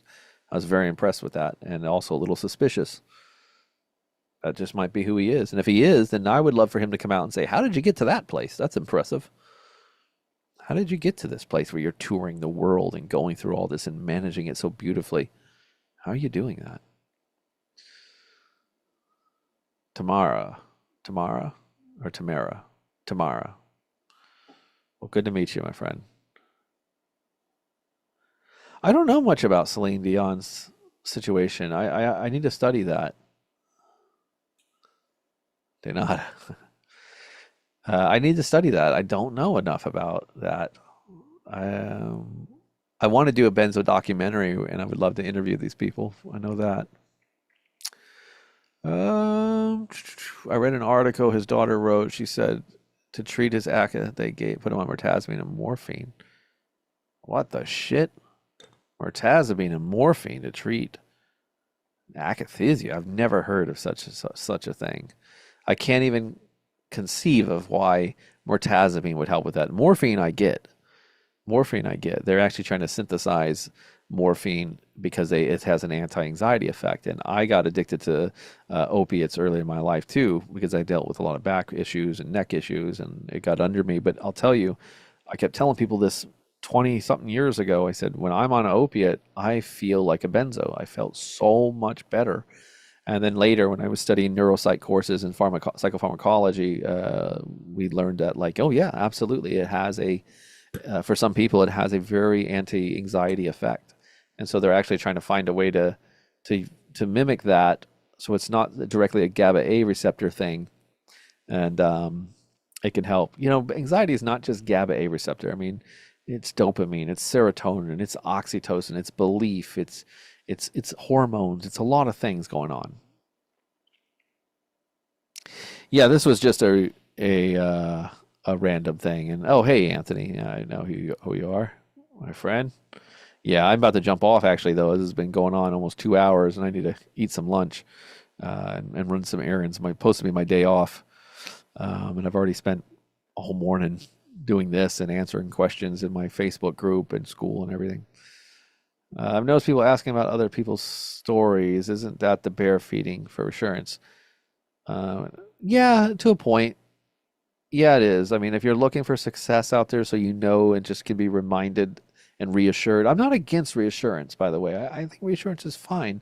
I'm against things that are driven by the bear. When it's only the bear, only fear driving reassurance, and not just someone looking for data, then I think you got to be careful. But the thing is, once you get all the success stories and you do the math and you realize 98, 99% of people that come off benzos heal just fine and don't even go through protracted like we do, even once you have all that data, if you're still not willing to believe it, then that's just the bear simply working against you. It's like health anxiety again, saying there's something more wrong. Oh, the doctor's missed it. I need another test. It's my thyroid. It's copper. It's something, right? You fall into those traps. And same with my case is different. I'm different. That's why I won't heal. Same shit. So if it's obsessive and driven by fear, then be careful with it. Otherwise, I love reassurance. I would wake up every day if we had a physical place and just wake up with a bullhorn telling you you're all going to be fine, you're going to heal, and you're doing great, and all of that. You need reassurance. Let's put on antidepressants to combat this and didn't work for me, made me worse. It's unfortunate. I heard many stories like that. Yeah, yeah. I don't know. I don't know about Jordan. I hear he's getting better. I hear he's writing again, and he's starting to come out of it. So I imagine it'll be some time. He'll be back. We'll see what happens. I hope he doesn't come out of it and become a Benzo Information Coalition warrior or something and just start, you know. I hope he doesn't go about this the wrong way, is what I'm saying. But I have a feeling he won't really say much and he'll move on because that's what his publicist wants him to do. Because they don't want to frame it as an addict or something. He has too much prestige for that. Yeah. Were you protracted, coach? Yeah, I think it took me a couple years to heal. I would say protracted. Yeah, I think so. It's hard to tell, when you go through such a traumatic thing and all the other traumas and things in your life were waking up. And it was a weird time for me. Like, I always felt like I was having a midlife crisis or something. And in that period, I was so just aware of myself and trauma and things I went through. And it was like things I didn't see were suddenly very loud in my face. And so there was many layers to that onion that I had to peel back. But probably for the first 2 years, I felt like this isn't just anxiety, that there's something going on here still, and I need to navigate. But over those 2 years, things continued to get better. I was studying and being with friends, but I didn't feel 100%. After 2 years, I said, I'm not calling this bind or protracted anymore. This is my anxiety, and I'm just going to keep working on what I had, and I needed to, and things continued to improve. And now I feel better and stronger, and just like a better person than I was before benzos for sure, or on them. I can take protracted withdrawal any day as compared to going through initial acute. The sooner acute convert to pause is better. Yeah. Yeah, I feel you, my friends. My heart goes out to you guys. I've been where you are. I know the fear, I know the symptoms, I know the way people treated you and the gaslighting doctors and all of it. And so my heart goes out to all of you guys. Oh, can I do that? Hey, I can put a little heart up there. Look at that. I didn't know I could do that. But it gets better, guys. I was around 30. was around 30 when I was going through that. I had to move home. I lost a lot and was pretty much failing out of college and couldn't work. And I just felt like the biggest loser on the planet.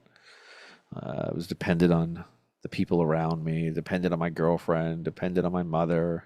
Couldn't drive my car. I was an artist and I couldn't even work as I watched my whole art career just dwindle. It was a very shitty experience, but very humbling. And the world breaks you down, takes everything away from you, and somewhere in the middle of all that, you find yourself. You're still there. There you are. There's the real you underneath all of that. And so a lot of my illusions got stripped away. Did you start your taper stable and continue that way? No, I dropped 20 milligrams, 30 milligrams overnight of Valium and crashed pretty hard and slowly crashed after that and then got stronger and then kind of kept going. And I tried to stabilize a little bit right before that. And that was even hard because I wasn't up dosing. And even when you stop up dosing, it's really hard. It's all I pass, time goes on, it becomes more of a blur to be honest, but the rich live differently. Yeah, they do. Yes, they do. Uh, what's Jordan worth now? 100 mil. I know he bought a house about 2 hours from me, from what I understand, and I think it was 10 million. I saw someone that sold a guy posted something that sold in the house. 10 milli on the beach. Not too shabby. So I don't think Jordan's roughing it right now. He's probably sitting on his patio looking at this beautiful ocean right now, writing, preparing his comeback. All right, my friends. I'm gonna get rocking and rolling out of here and get some food and get my day going. It's 1 p.m. my time. I'll jump back on and we'll do this again. I'm glad that you guys gave me a bunch of questions because if nobody asks questions, I'm not gonna hang out. But if you do, I'll hang out. So we'll talk soon. Again, if you have any questions for me, you can message me. Well, don't just email me. I get too much email these days, but I have email consultations that you can do. I've got the Benzo School. I've got the books. I've got tons of resources on my website. I've got so much stuff out there for you guys, to help you, and you don't have to pay for all of it. It's not like I'm trying to hide behind a paywall or I'm not here to like sell you a bunch of things, but I have resources. If you're interested, you can. My time is valuable. These days, I don't have time. I used to do this for free. I used to just coach for free for like 3 years, and I just don't have the bandwidth anymore. I have so many people writing me on Facebook and Instagram and emailing and a school I'm running and a Life After Benzo's Facebook group I'm trying to moderate. And that's 2,300 people in that group, and then this channel, and it's a hell of a lot. So. But if you have questions, you can reach me at powersbenzocoaching.com. If you want to check out the school, benzorecoveryschool.com. It's $30 a month. I think it's worth every penny, even just if you go in there for a month and get a bunch of resources and take it with you and go implement them, you'll be in a better place. Please don't go. What? I have to go. I can't stay on here all day. Thanks, Anne. Were you on Valium? Did it stop working for you? Is that what got you off?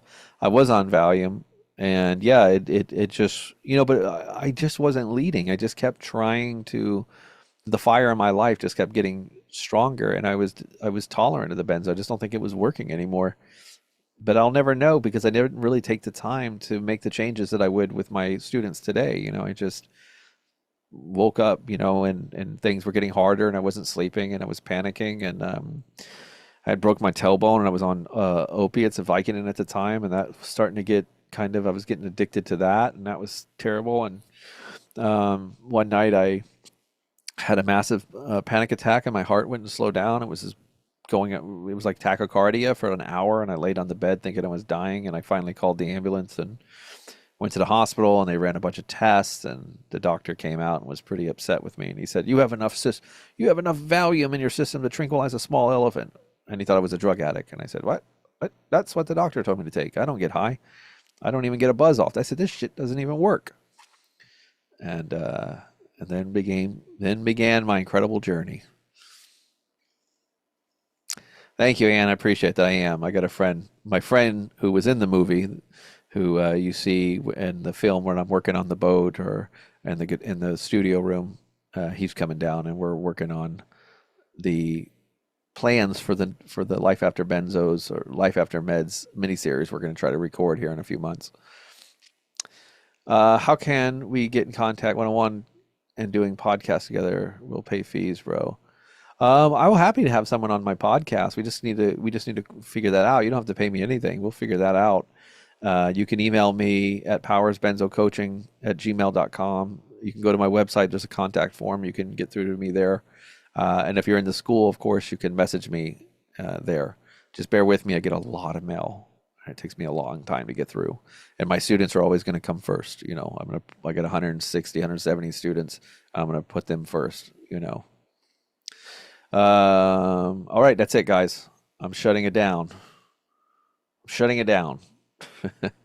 I hope you guys have a easier day. Thanks for hanging with me for a minute, and I'll be doing this again soon, maybe in a week. So if you have any questions, bring them. Okay, guys? Alrighty. Let me figure out how to shut this down. I'm like a 90-year-old person. I don't know how to work electronics anymore. Where the hell is it? Ah, let me see.